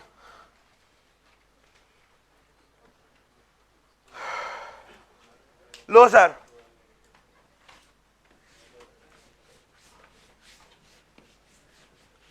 सर जी सैलरी वाला सवाल अगर मैं शुरू करवाऊं तो सर ये, Nasir has been working as a head of finance. He received the following emoluments. Basic salary है, मेडिकल अलाउंस है, कॉस्ट ऑफ लिविंग है। मेडिकल अलाउंस देखा तो जहन में आया कि यार मेडिकल फैसिलिटी वाली स्टोरी पहले देखनी है। फिर उसके बाद है residential house owned by APL, fair market rent 3 lakh था, आपके पास फेयर मार्केट रेंट आ गया, पर मंथ मल्टीप्लाई बाय 12 करेंगे, इसको कंपेयर किसके साथ करना है? 45% ऑफ मिनिमम टाइम स्केल, और वो नहीं है तो बेसिक सैलरी। सर असल में उसने क्या दिया हुआ है? एकोमोडेशन दी हुई है। रेजिडेंशियल हाउस देने का मतलब क्या है? एकोमोडेशन दी हुई है। सर कंपनी मेंटेन्ड कार है, the car was acquired on lease by APL on 1 जुलाई 2020 at an annual rental of 1.1 million. Fair market value of the car on 1 जुलाई 2020 और 30 June 2022 were rupees 4 million and 6 million. 70% of the car is used for official purpose and 30% is for personal purpose। जी भाई, step number 1, purpose क्या है? Official है, बहुत official और personal है या सिर्फ पर्सनल है? 5% लिख दूं? लिख दिया। उसके बाद कॉस्ट ओन्ड है या लीज्ड है? लीज्ड है तो फेयर मार्केट वैल्यू आज की भी गिवन है और ओपनिंग भी गिवन है शुरू की। Fair market value at the start of lease term, at the commencement of lease term वो लेते हैं, यानी यहां पर 4 मिलियन लेना था और 6 मिलियन नहीं लेना था सर, ये करेंगे। कब मिला इसको? 1 जुलाई को, यानी पूरा साल ही मिला है सर जी, ये होगा। अब यहां पर 70% नहीं लेना होता, उसने तो पार्टली फॉर बिजनेस और पार्टली नॉट फॉर बिजनेस कहने, इसलिए तो 5% लिया है, तो सर ये यहां पर हमने कर दिया। 250 लीटर फ्यूल मिल रहा था सर जी, जब आप यहां पर कन्वेंस का बेनिफिट टैक्स कर रहे हैं तो इसका मतलब है कि फ्यूल इसके अंदर शामिल होता है, उस पर अलहदा से वो टैक्सेबल नहीं होता। याद रखना, मेंटेनेंस और फ्यूल इसके अंदर शामिल होता है, तो ना मेंटेनेंस का कोई खर्चा इनकम में शामिल होकर टैक्स होता है और ना ही फ्यूल का कोई खर्चा इनकम में शामिल होकर टैक्स होता है। ठीक हो गया? तो ये सर ये वाली बात अंडरस्टूड है कि कन्वेंस के अंदर शामिल है। उसके बाद अगली बात कर लेते हैं, health insurance for Nasir and his dependents as per the terms of employment. For this purpose APL is paying annual insurance. Sir ये मेडिकल फैसिलिटी है, जैसे ही यहां पर मेडिकल फैसिलिटी लिखा ज़हन में क्या आया? Medical allowance. अब टोटली इसका मतलब ये है, अब वो जान के अगर आप सवाल पहली बार कर रहे हैं बगैर पढ़े लिखने लग गए हैं, ये गलती है। हमने तो आपको हमेशा कहा है बगैर पढ़े सवाल हल नहीं करना। आपने अगर सेल टैक्स का न्यूमेरिकल पढ़े हैं तो एडजस्टमेंट पढ़े, इनपुट आउटपुट साथ साथ लिखते रहें, और अगर इनकम टैक्स का न्यूमेरिकल कर रहे हैं तो हेड्स ऑफ इनकम मेंशन करते रहें। एक बार पूरा सवाल पढ़ें, फिर उसके बाद पेन हाथ में पकड़ के आपने आंसर शीट पे लिखना है, वरना क्वेश्चन पेपर पे मार्किंग करनी है। ये बात समझ आ गई कि ये पूरा टैक्सेबल होगा चूंकि मेडिकल फैसिलिटी है as per the terms of employment, और वो क्या होगी? एग्जाम्प्ट होगी। Ad hoc relief allowance. Ad hoc relief allowance कितनी है sir? Increase in inflation. 1 month salary है, कुछ भी नहीं, 8 लाख रुपया जो है वो टैक्सेबल होगा, इनकम में शामिल कर दीजिए। Nasir incurred a monthly expenditure of 20,000 from July 21 to November 21 while working from home under the COVID guidelines issued by APL management। Sir ये काम करने के लिए। सर काम करने के लिए या काम करने के एवज? सर ये काम करने के लिए उसने खर्चा किया है, ये इनकम में शामिल नहीं होगा सर। उसके बाद आ गया जनाब आपका ये विद होल्डिंग टैक्स। इसके साथ फौरी तौर पे मुझे क्या लिख देना चाहिए? सर मैं तो इसके साथ फॉरेन टैक्स क्रेडिट लिखूंगा, क्योंकि मुझे पता है कि ये टैक्स क्रेडिट वाली आइटम है। During the year he got married and received 1 million in cash as gift from various relatives and friends including rupees 4 lakh from his parent। अच्छा देखिएगा, गिफ्ट के बारे में हमने एक बात पढ़ ली हुई है, सगे रिश्तेदारों के अलावा जो भी देगा वो तो टैक्सेबल होगा जिस तरह भी दे। और सगे रिश्तेदारों में देखना है कि अगर वो उस रूल के मुताबिक दे रहे हैं, यानी सगे रिश्तेदार भी अगर कैश में देंगे तो क्या होगा? टैक्सेबल होगा। सर ये जो इसको 1 लाख रुपया सलामी कैश में भी है ना सर, ये टैक्सेबल होगी। हाँ 10 लाख है यार, बहुत ज्यादा हो गया, 10 लाख है सर, ठीक हो गया सर। 10 लाख कैश में मिला, ये टैक्सेबल होगा। हाँ इसके पेरेंट ने जो इसको गाड़ी दी है वो कैश में नहीं दी और से हैं भी सगे रिश्तेदार, तो इस केस में ये टैक्सेबल नहीं होगा। तो ये भाई 10 लाख इनकम में शामिल करेंगे। Sir during the year he paid a cash donation of 480,000 to non profit organization. मिलेगा ना टैक्स क्रेडिट के नहीं मिलेगा? नहीं मिलेगा सर। कैश में डोनेशन देने पर टैक्स क्रेडिट, सर इधर अच्छा भला मैंने टैक्स क्रेडिट लिखना था, लेकिन ये कैश की हरकत की वजह से मैंने नहीं लिखा। सर अगली बार during the year Nasir contributed rupees 4,70,000 to an approved pension fund. जी सर जी, अप्रूव्ड पेंशन फंड में इतने पैसे डाले, कुछ भी नहीं करेंगे। आपने रूल क्या पढ़ा हुआ है? इस पर टैक्स क्रेडिट मिलेगा सर, अप्रूव्ड पेंशन फंड है।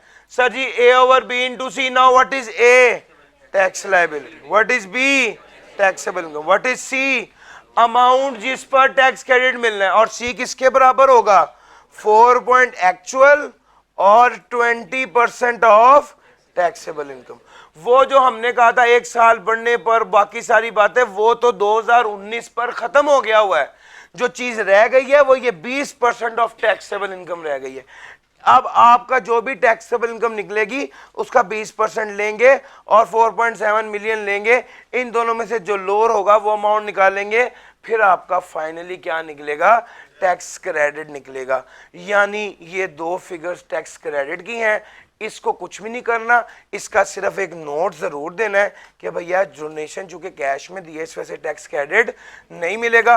ये कौन सा हेड है? सर ये इनकम फ्रॉम अदर सोर्स का हेड है। और सर जी बात समझ में आ रही है? बाकी सब कुछ सैलरी है। यार मुश्किल सवाल था, क्या क्या दोबारा बताऊं? फ्यूल और मेंटेनेंस। अच्छा जी ये मैं ये मिटा दूं चूंकि अब ये सर जी इस सवाल के हवाले से जो पूछना है पूछ लीजिए। एक भाई 2-3 भाइयों ने फ्यूल और मेंटेनेंस का है। आपको एक बात बता दूं, ये जो हमें 5% और 10% कॉस्ट पर या fair market value at the start of lease पर जो लेते हैं ना, ये असल में कार और कंपनी मेंटेन्ड कार के बराबर बेनिफिट होता है जो लेते हैं। अब जो कंपनी ने हमें कार दी है, ऑयल चेंज होना है या नहीं होना? होना है। फ्यूल डलना है या नहीं डलना? डलना है। कार के एक्सीडेंट होगी, उसकी मेंटेनेंस होनी है, ट्यूनिंग होनी है या नहीं होनी है? सर वो सारे गाड़ी को ठीक करवाने के जिम्मेदारी कंपनी की होती है और वो कंपनी ही बेयर करती है। मुझे जो फायदा मिल रहा है वो 5% या 10% के बराबर मिल रहा है, मेरी इनकम में वो शामिल होगा बस। सर गाड़ी किसकी है? तो गाड़ी सही कंपनी ने कराई तो कंपनी की गाड़ी थी, कंपनी ने ही सही कराई, वो उससे फायदा मैं उठा रहा हूं, लेकिन मेरा जो फायदा है वो 5% या 10% के अंदर शामिल है। ये मेंटेनेंस और ये फ्यूल वाला जो मामला है ये इनकम में अलहदा से ऐड नहीं करना, चूंकि वो जो 5% या 10% ले लिया उसमें फ्यूल और मेंटेनेंस ऑलरेडी शामिल है।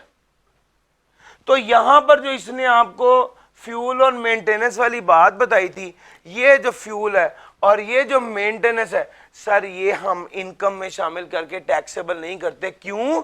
क्योंकि हमने ऊपर पहले ही 5% या 10% ले लिया है, इसके अंदर सब कुछ शामिल होता है। जी भाई,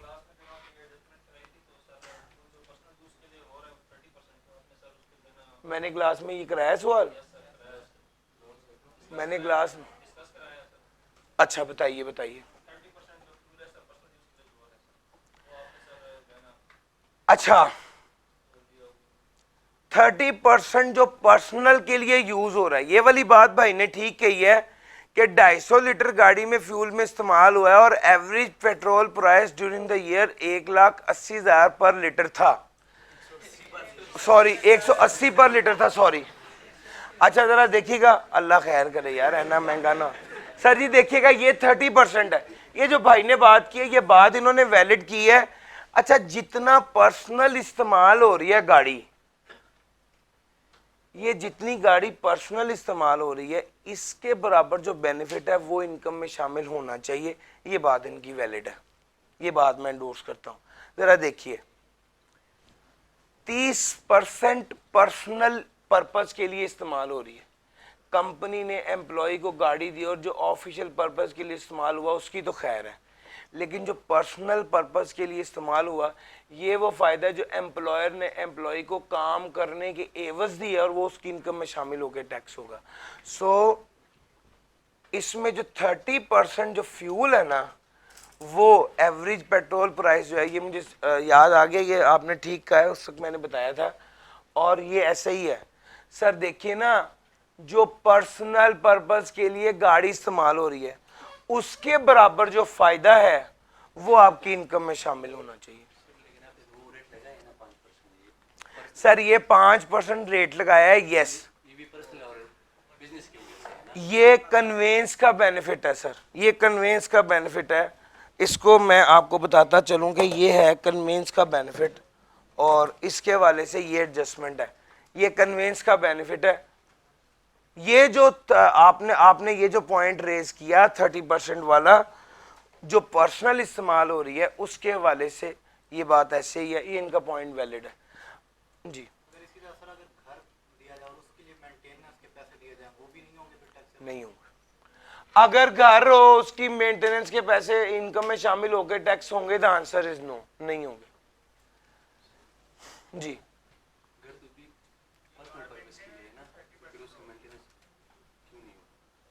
सर, घर होता है कंपनी का, ये पेट्रोल जो खर्च हो रहा है, ये जो पेट्रोल खर्च हो रहा है, ये तो कंज्यूम हो रहा है ना।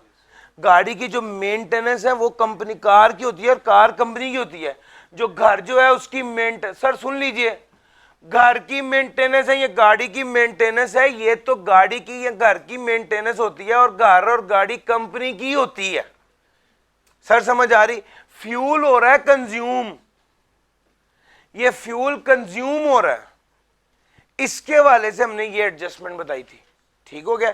ये जो 30% फ्यूल कंज्यूम हो रहा है उसके वाले से ये एडजस्टमेंट आपको बताई थी, और ये ठीक कह रहे हैं कि वो एडजस्टमेंट जो है वो आपकी इनकम में शामिल होगा। 30% फ्यूल जो कंज्यूम हुआ है,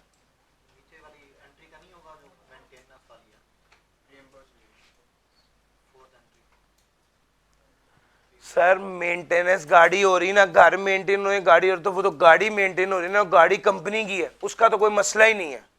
हम तो फ्यूल की बात करें जो कंज्यूम हो रहा है। बहरहाल ये वाली एडजस्टमेंट्स इसकी थी सारी। मुझे लगता है कि ये कितने मार्क्स का सवाल था? 16। इसमें आखिरी 2 मार्क्स का एक और काम की बात है यार, वो भी देखो। विद रेफरेंस टू, अच्छा एक बात सुने, कंपनी के पास एक प्लॉट मकान था जो कंपनी ने अपने ही एम्प्लॉय को किराए पर दिया, तो क्या कंपनी को रेंटल इनकम मिल रही होगी? सर कोई रेंटल इनकम नहीं मिल। वो कहता है with reference to the provision of residential house to Nasir by APL, discuss the tax implication for APL in this regard. Sir company को कोई रेंटल इनकम नहीं मिलेगी और कुछ भी टैक्सेबल नहीं होगा। सर ये वाला एक क्वेश्चन था और ये भी मैं आपको करा दिया। अच्छा, जैसे जैसे आपने जो पेपर है उसमें जब सवाल हल करना है ना, तो इस चीज को मेक श्योर करना है कि आप आसानी से मुश्किल सवाल की तरफ जाएं। जो लेंथी क्वेश्चन होता है या ट्रिकी क्वेश्चन होता है उससे मसला असल में ये होता है कि वो आपके ना कॉन्फिडेंस को नीचे करता है। जो पेपर होता है ना उसमें असल जंग ये होती है कि आपने आखिरी लम्हे तक ये सोचना होता है कि ये पेपर पास करना मुश्किल नहीं है, मैं इंशाल्लाह ये पेपर पास कर लूंगा। वो जो कहते हैं ना all is well, all is well, वो कहीं ना कहीं आपने अपने दिमाग में चलाना होता है कि यार कोई बात नहीं। यानी आप हो नहीं सकता कि बंदा पेपर में एनवायरनमेंट में बैठा हो, 7 नंबर का सवाल उसे नहीं आता और वो परेशान ना हो, ये हो नहीं सकता। परेशान तो होगा, लेकिन आपने ये सोचना है कोई बात नहीं मैं बाकी 93 में से 50 ले लूंगा, कोई बात नहीं मैं बाकी 85 में से 50 ले लूंगा, कोई बात नहीं मैं 80 में से 50 ले लूंगा। सर आ जाते हैं 80 में से 50 नहीं सर, मैं असल में मैं एक वो बात कर रहा हूं कि जेन्युइनली स्पीकिंग ये जो आपके दिमाग में बात चल रही होती है सर, असल में तो मैं आपको बताऊं ये पेपर जो है वो एक जंग होती है जिसमें आपने एंड तक लड़ना होता है। जिस टाइम पे आप सोच रहे यार ये क्या बकवास है, बह जो आराम नाल चाह शाह पियो ते घर आ जाओ, अगली बारी फिर वही बकवास है फिर तुसी हो। सर किसी पॉइंट पर भी आपने पैनिक नहीं करना होता और एंड तक ये कोशिश करनी है कि इस 100 में से मैं अपने 50 नंबर निकाल लूं बस। और मैं जितनी भी कोशिश कर रहा हूं, आज का दिन बुनियादी तौर पे ये सिखाने के लिए थोड़ी है एडजस्टमेंट्स, आज का दिन तो ये सिखाने के लिए है कि पेपर को हैंडल किस तरह करना है, और सारी की सारी डिस्कशन ये हो रही है। सर जी मेरी बात समझ आ रही है? तो बार बार मैं आपको एक ही बात कहूंगा कि यार सिर्फ आपने पेपर एंड तक पेपर से अपने 50 नंबर हासिल करने, और वो आप बहुत आराम से कर सकते हैं। इस अप्रोच से चलें। अप्रोच क्या है? स्टेप नंबर 1, जो आसान सवाल है जिसको आपने कैटेगरी 1 का है पहले वो करें, फिर उसके बाद छोटे छोटे न्यूमेरिकल क्वेश्चन कैटेगरी 2 जो का है उसको वो करें, फिर तीसरे नंबर पे जो फुल फ्लैश न्यूमेरिकल है वो करें, फिर चौथे नंबर पे वो वाले सवाल आपको जो नहीं आते अगर उससे टाइम बच जाता है तो वो कीजिए। ये एक सिंपल रूल है। मैं आपकी प्रैक्टिस के लिए एक पेपर, इसके बाद एओपी का एक न्यूमेरिकल है लास्ट, और मैं सोच रहा हूं कि एओपी के न्यूमेरिकल को डिस्कस करने की बजाय आपको एक फुल फ्लैज पेपर इस प्रैक्टिस के साथ, आप ये समझिए कि ये पेपर है आपके सामने है, क्या करना है कीजिए। ये ले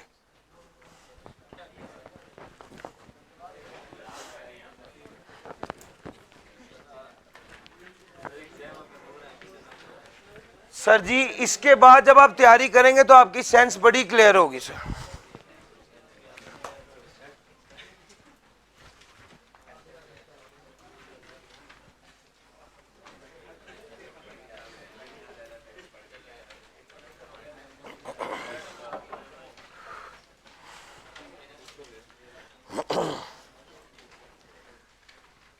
आपका टाइम स्टार्ट होने लगा, आपके पास जेन्युइनली 10 मिनट हैं, पेपर आपके आप तक पहुंच रहे हैं। भैया आप पेपर जल्दी से पास कीजिए जरा। राइट साइड पे लड़कों के पास नहीं पहुंचे पेपर प्लीज, आपके पास वाकई में 10 मिनट है। प्लीज कुछ ना करें, थोड़े से सीरियस हो गए ना यार, ये पेपर करो। मैं बड़ी कोशिश की है कि इस सेशन में मैंने आपको मैक्सिमम चीजें सिखानी है और अभी कंक्लूजन भी देना है। कौन रह गया भाई? जो पेपर्स हैं प्लीज पीछे पास कीजिए।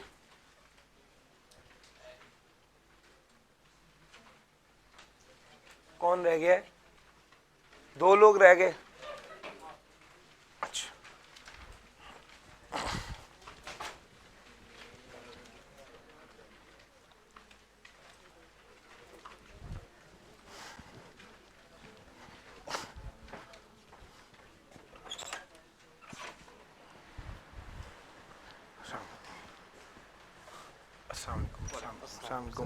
आज यार पहुंचे नहीं तुम?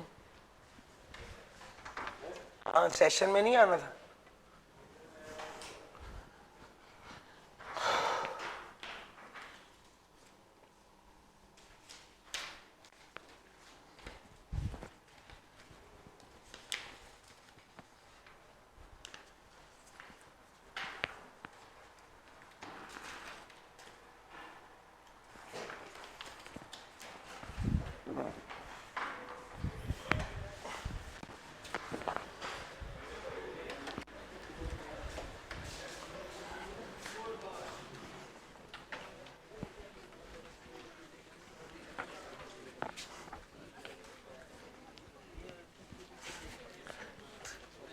यार दो हैं, इसके साथ देख ले यार, ये सोल्यूशन है। मिल गया।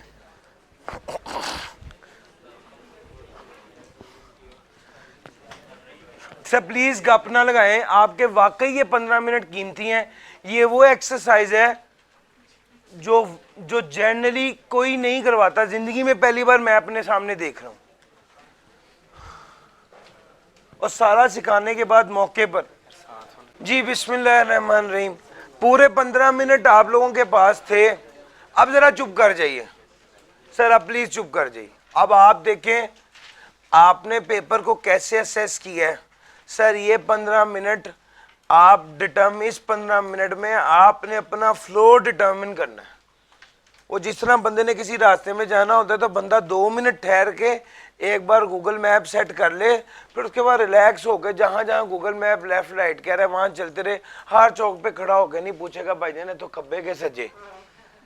सर जी मेरी बात समझ आ रही है? ये 15 मिनट वेरी क्रूशल हैं। आपने इस 15 मिनट में अपना रास्ता डिटरमिन कर लिया, कब कब कैसे कैसे करना है। और इस 15 मिनट में जो सीधे सीधे सवाल हैं वो आपको आते हैं या नहीं, आपको ये भी पता चल जाएगा। इस 15 मिनट में अपने आप को कॉन्फिडेंस देना है।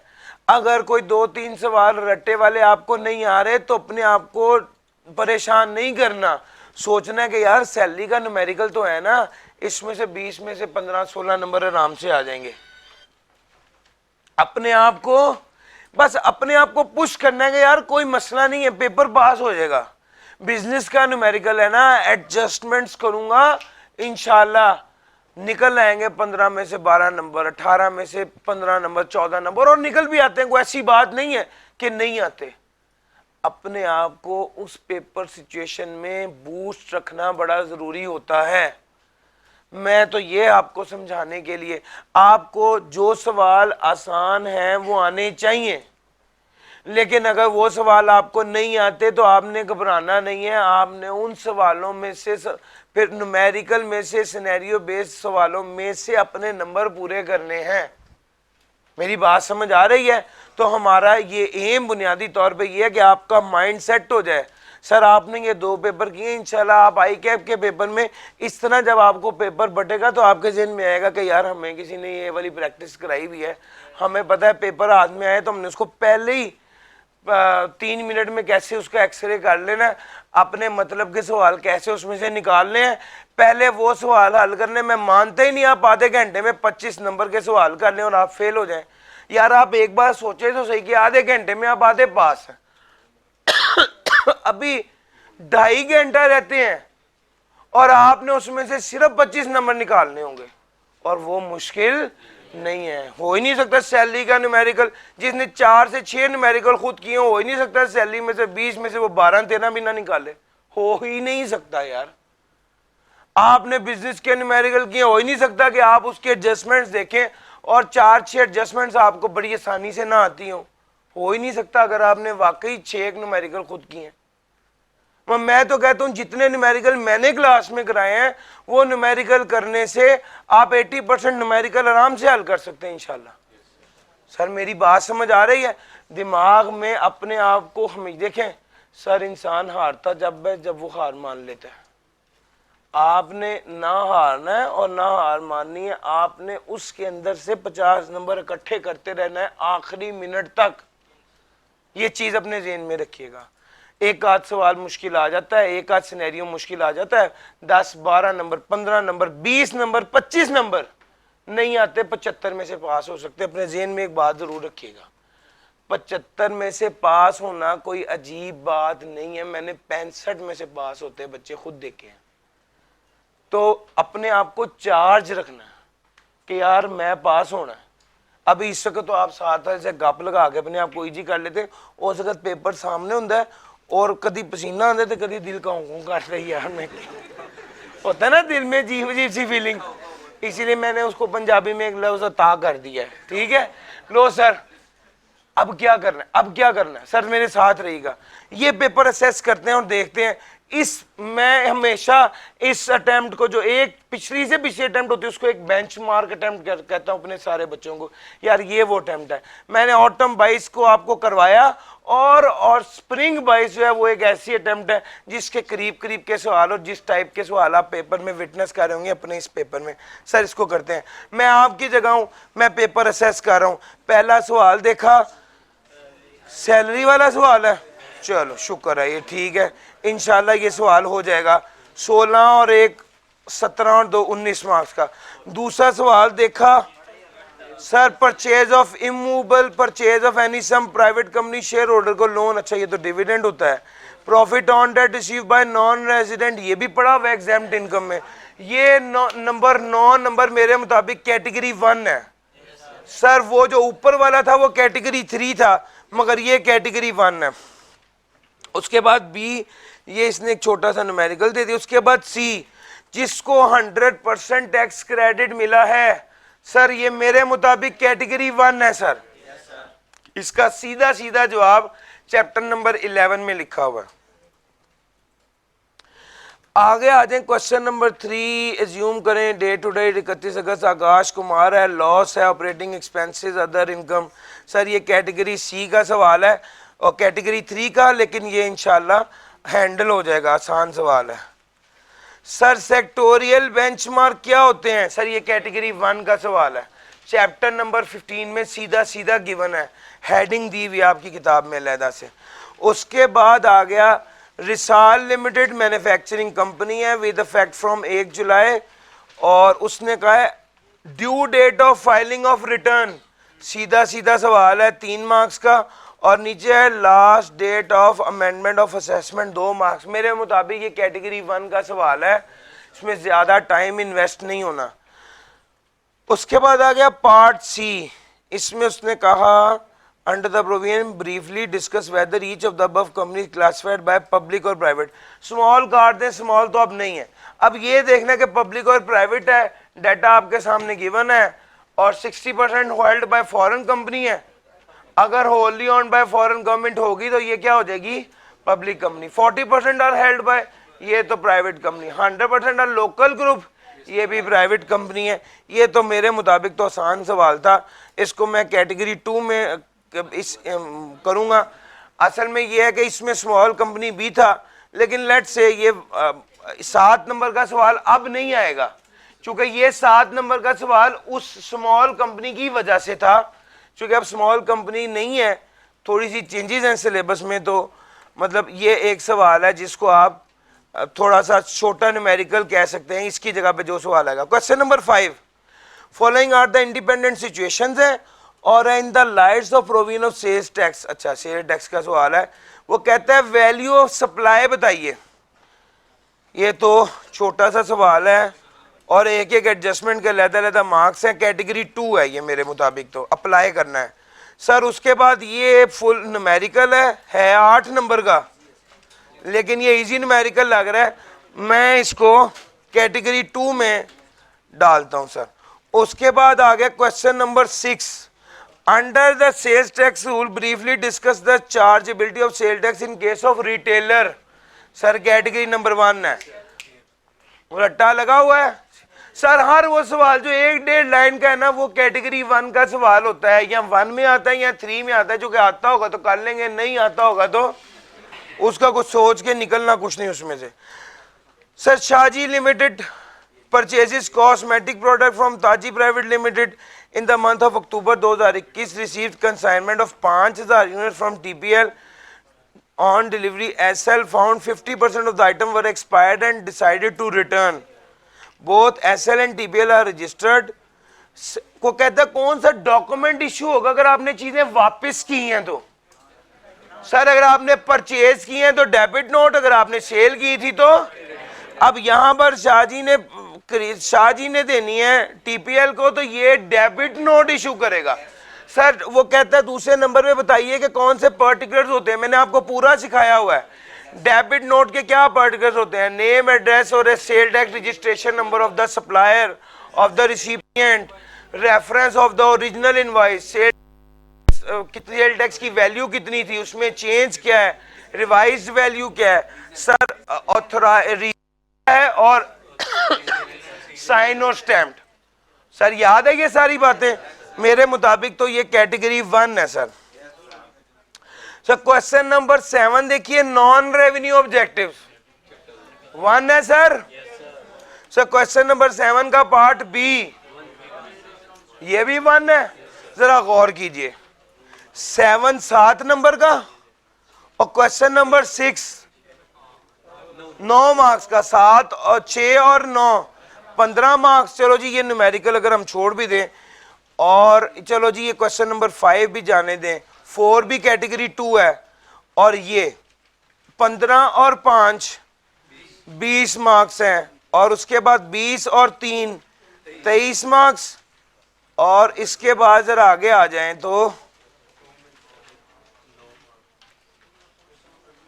सर क्वेश्चन नंबर 2 का पार्ट ए में 9 मार्क्स हैं सर, और इधर 4 हैं, कितना हो गया 13। सर 13 और 23 36। सर ये 36 मार्क्स का पेपर मेरे मुताबिक बिल्कुल आसान पेपर है, जिसपे कैटेगरी 1 लिखी है। अभी मैंने ये 36, अच्छा अगर आपको इस 36 में से 30 नंबर का पेपर आता है और 6 नंबर का पेपर नहीं आता तो कोई बात नहीं, आपने उस 30 को अटेम्प्ट करके अगर 25 ले लिए तो बहुत अच्छा है, यानी 36 में से आपने आधा पास जरूर हो जाना। अगर आप 36 में से 25 नंबर ले लें तो बहुत अच्छा है, आप सर फिर आप फेल नहीं होंगे। सर मैं आपको जो बात समझा रहा हूं उसको पिक करें। ये पेपर करके आने के बाद डिस्कस करना आसान है।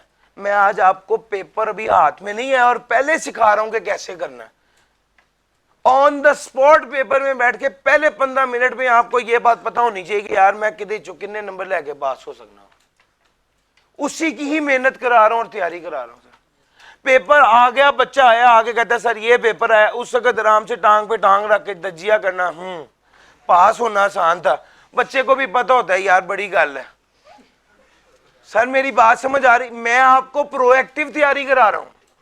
मैं आपको तब तैयारी करा रहा हूं जब पेपर ना आपने देखा है ना मैंने देखा है, मगर मैं आपको जज करना सिखा रहा हूं कि यार उस पेपर में बैठकर ये तबसरा बाद में करना कि यार पेपर, बच्चा कह रहा होता है मुश्किल है और टीचर ये साबित कर रहा होता है कि आसान है, और टीचर उस वक्त यही चीजें बता रहा होता है बच्चे को कि यार ये 36 नंबर तो सीधे सीधे थे, तुमने इसमें गलत किया होगा।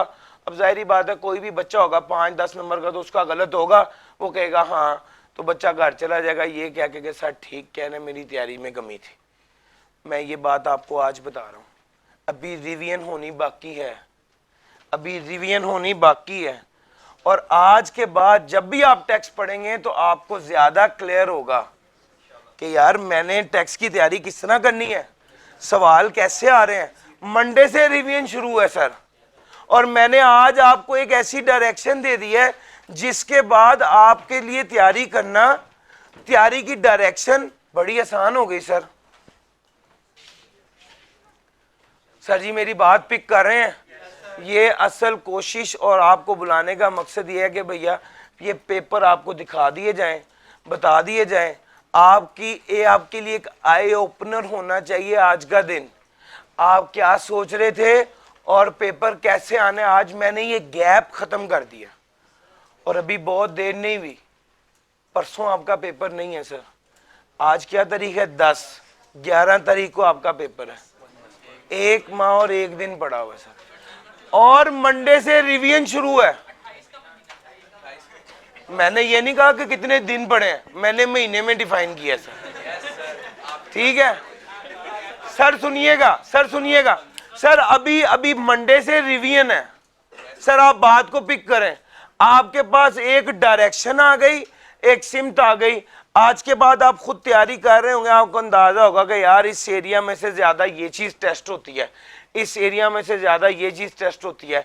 पास पेपर चैप्टर खत्म करने के बाद जब आप पास पेपर देखेंगे तो आपको अंदाजा हो जाएगा कि यार कौन कौन से सवाल आ रहे हैं। आपने अब खुद पूरा पेपर असेस कर लिया सर, ये बहुत टाइमली एक आई ओपनर है आप लोगों के लिए। यकीन माने आप तैयारी करें, आप आराम से पास हो सकते हैं।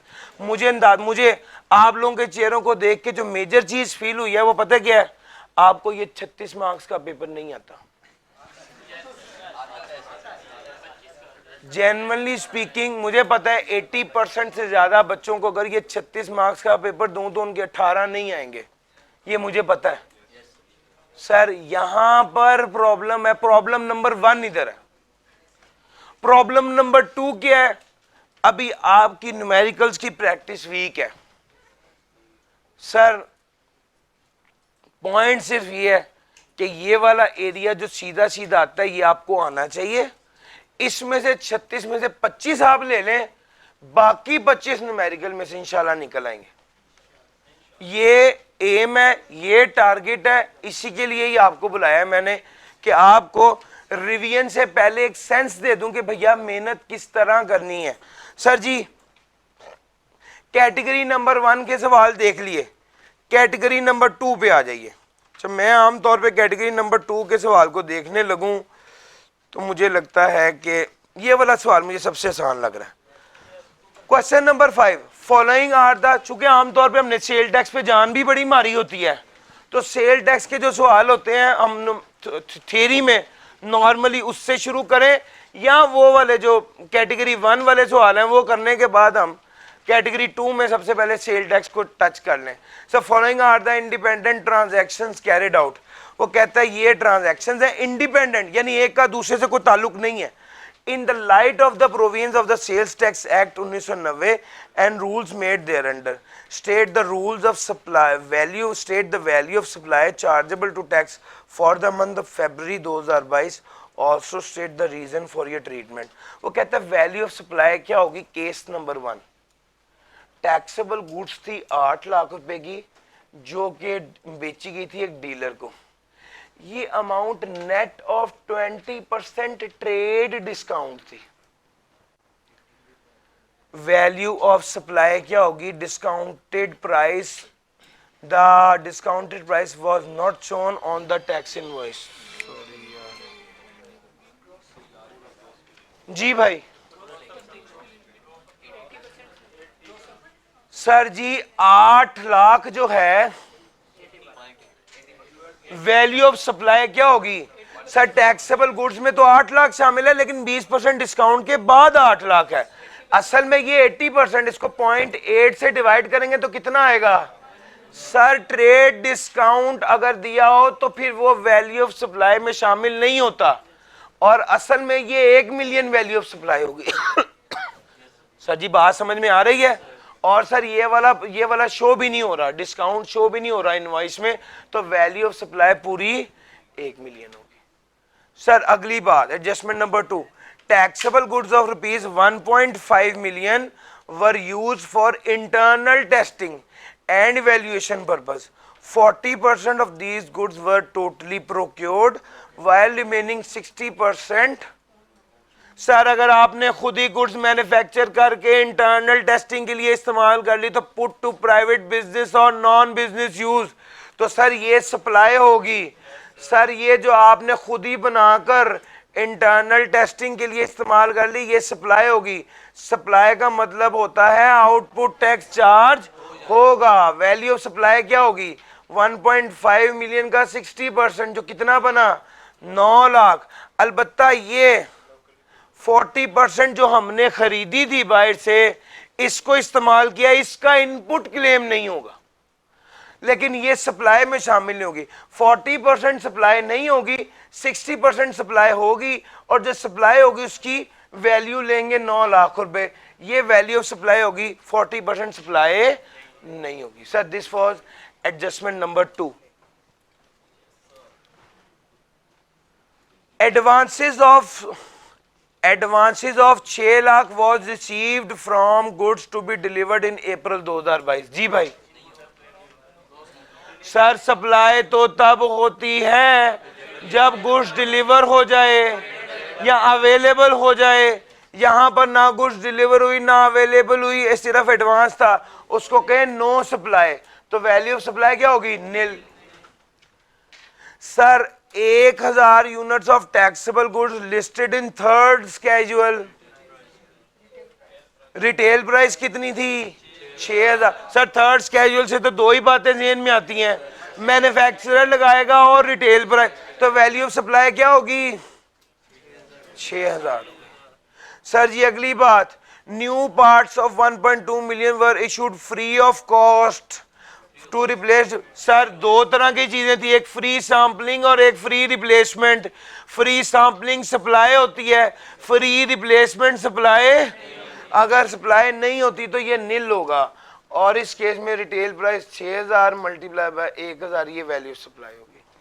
Sir taxable goods of rupees 4 lakh were sold at a credit limit, customer paid of with in 10 days, तो ये डिस्काउंट अवेल कर सकता है। सर एक ट्रेड डिस्काउंट होता है, एक कैश डिस्काउंट होता है। ट्रेड डिस्काउंट में वैल्यू ऑफ सप्लाई में से ट्रेड डिस्काउंट माइनस होता है, लेकिन कैश डिस्काउंट माइनस नहीं होता। हाँ दूसरे नंबर पे डिस्काउंट वही माइनस होता है जो इनवॉइस पे शो हो रहा हो। अब ऊपर ट्रेड डिस्काउंट था लेकिन इनवॉइस पर show, norms as per the norms of the business हो, इनवॉइस पे शो हो रहा हो और वो ट्रेड डिस्काउंट हो तो माइनस होगा। कैश डिस्काउंट तो माइनस होता ही नहीं है। सर ये कैश डिस्काउंट है, ये माइनस नहीं होगा। वैल्यू ऑफ सप्लाई कितनी होगी सर? 4 लाख होगी। Question number 5, value of supply, 8 marks का सवाल था, बिल्कुल आसान सवाल था सर। ये असल में देखें, मैं तो आपके साथ, सर सुने मेरी बात, मैं तो आपके साथ चल रहा हूं। मुझे सवाल पढ़ने से पहले पता है आसान है, लेकिन मैं एक स्टूडेंट पॉइंट ऑफ व्यू से इस सवाल को देख रहा हूं कि यार इस सवाल को देख के जो फील आ रही है वो कैटेगरी 2 वाली आ रही है, कैटेगरी 1 वाली नहीं आ रही, तो मैं इसको कैटेगरी 2 में लेके जा रहा हूं। लेकिन अगर मैं खुद भी कर रहा हूं तो मैं ये सवाल इसी वक्त ही अटेम्प्ट करता, पहले रट्टे वाले सवाल जो मुझे आते हैं उसके फौरी बाद में ये वाला सवाल करता। तो आपको अगर रट्टे वाले काफी सवाल नहीं भी आते तो भी परेशान नहीं होना, क्योंकि जिसको आप कैटेगरी बी कह रहे हैं, ये कैटेगरी 2 कह रहे हैं, अक्सर उसमें बड़े बड़े आसान सवाल भी होते हैं। इवन कैटेगरी 1 में सैलरी वाला सवाल, बिजनेस वाली एडजस्टमेंट अक्सर बहुत आसान भी होती हैं। सर जितनी एडजस्टमेंट आपको कराई हुई है ना, इंशाल्लाह 80% एडजस्टमेंट तो आपको वैसे ही आती होंगी सर। लो सर, अच्छा जनाब ये तो कैटेगरी 1 वाले थे।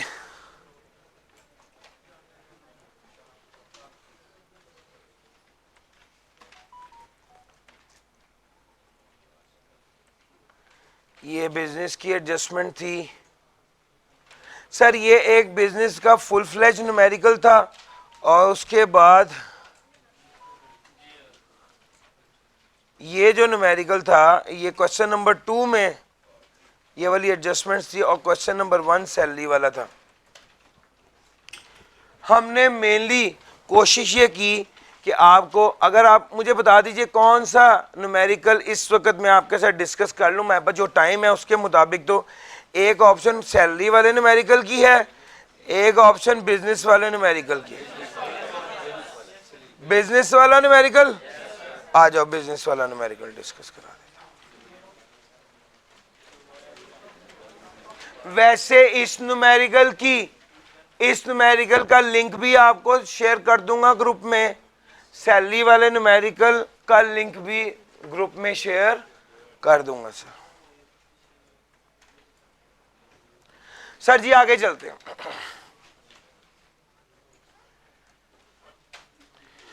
स्टूडेंट्स ने कहा बिजनेस वाला न्यूमेरिकल डिस्कस कर दें sir. For the purpose of this question assume that the day today is 31 August. Akash Kumar owns an industrial undertaking under the name and style of Premji and Company, which is engaged in the business of manufacturing fast-moving consumer goods.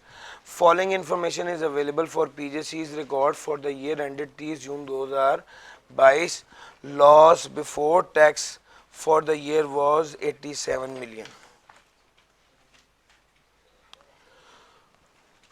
Operating expenses include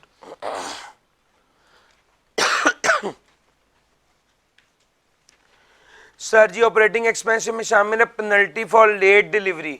sir ये penalty late delivery की जो होती है ये allowed as deduction होती है। Sir violation of law की penalty हो तो वो अलाउड एज डिडक्शन नहीं होती, इसका कुछ भी नहीं करेंगे। सर कमीशन दी है 2.5 मिलियन की, हमने ये बात आपको पढ़ाई हुई है। अगर थर्ड कैजुअल आइटम बेचने वाला बंदा हो और उसको कमीशन दी जाए तो वो 0.2% से ज़्यादा नहीं होगी।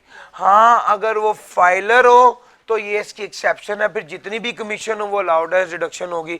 इसने यहाँ पे आपको बड़ा क्लियरली कहा है, लियाकत बशीर है वो थर्ड कैजुअल आइटम का सप्लायर है और उसको कमीशन 2.5 मिलियन मिल रही है, जबकि वो एक्टिव टैक्स पेयर लिस्ट में शामिल नहीं है। तो जो अलाउड है डिडक्शन होगी वो सप्लायर्स की वैल्यू जो है उसका 0.2% होगी, यानी सप्लायर्स की वैल्यू का 0.2% माइनस करने की इजाजत है। 2.5 में से 50 का 0.2% माइनस करेंगे, बाकी जो अमाउंट बच जाएगी उसे ऐड बैक करेंगे, चूंकि वो माइनस करने की इजाजत नहीं है। सर उसके बाद थर्ड न्यूमेरिकल है, फ्रेट चार्जेस थे 1.2 मिलियन के। सर कैश में पे किए हैं, टेंशन नहीं है, फ्रेट चार्जेस जितने भी हों कैश में पे किए जाएं, अलाउड एज डिडक्शन होते हैं। ये उस रूल की एक्सेप्शन है जो आपको पढ़ाया था कि अकाउंट बैलेंस 2.5 लाख से ज्यादा हो, इंडिविजुअल ट्रांजैक्शन 25,000 से ज्यादा हो और पेमेंट कैश में की गई हो।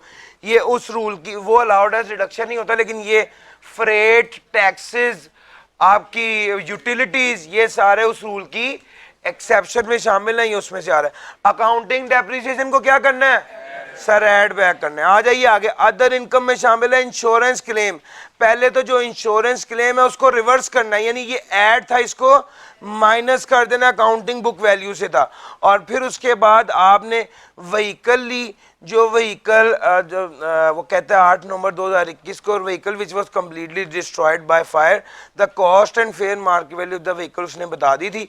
सर कॉस्ट 10 मिलियन थी, लेकिन आपको तो पता है अकाउंटेंट कहता है 7.5 मिलियन से ज्यादा कॉस्ट नहीं हो सकती।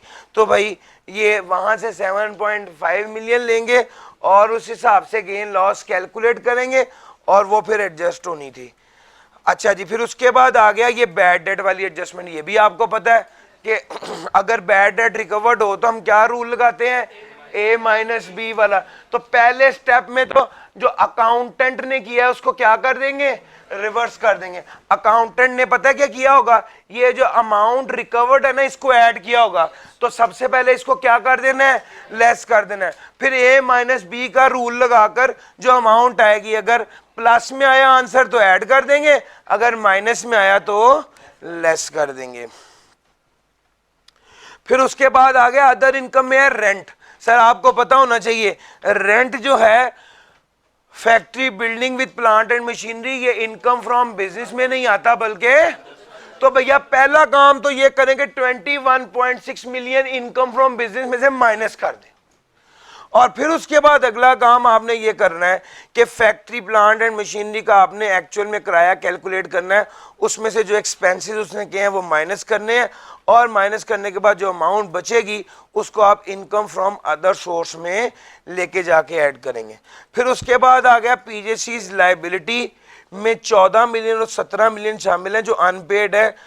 18 मार्च 2018 को परचेजेस की थी और 1 अगस्त 2018 को परचेज की थी।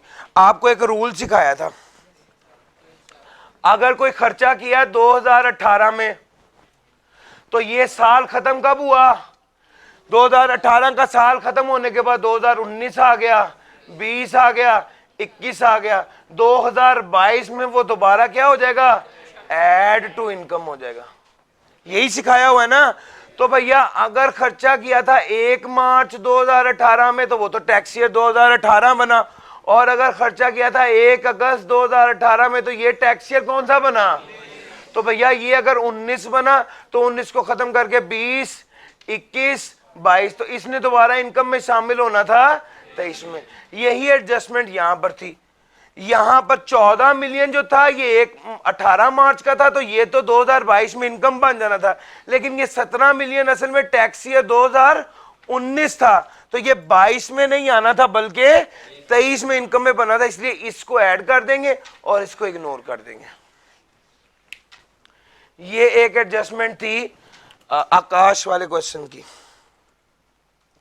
During the year outstanding financial charges से 2.8 मिलियन कुछ इसको बैंक ने वेव कर दिया। सर जी ये रिकॉर्ड एक्सपेंसेस कह लीजिए, खर्चा था बैंक ने माफ कर दिया है, आपने भी इसको सब पिछले सालों में इनकम में से माइनस किया हुआ था, अब आप क्या कर देंगे? ऐड बैक कर देंगे। सर इसको ऐड बैक करना था। टैक्स डेप्रिसिएशन जो है इसको माइनस करना होता है सर, टैक्स डेप्रिसिएशन को माइनस करना होता है। ये वाली एडजस्टमेंट भी कर दी। अब उसके बाद आ गया अदर इंफॉर्मेशन। अच्छा जरा एक बात सुनो, ऊपर उसने उसको कहा अदर इनकम में ये चीजें शामिल थी, अदर इनकम में रेंट शामिल था, तो इनकम फ्रॉम बिजनेस में से माइनस किया।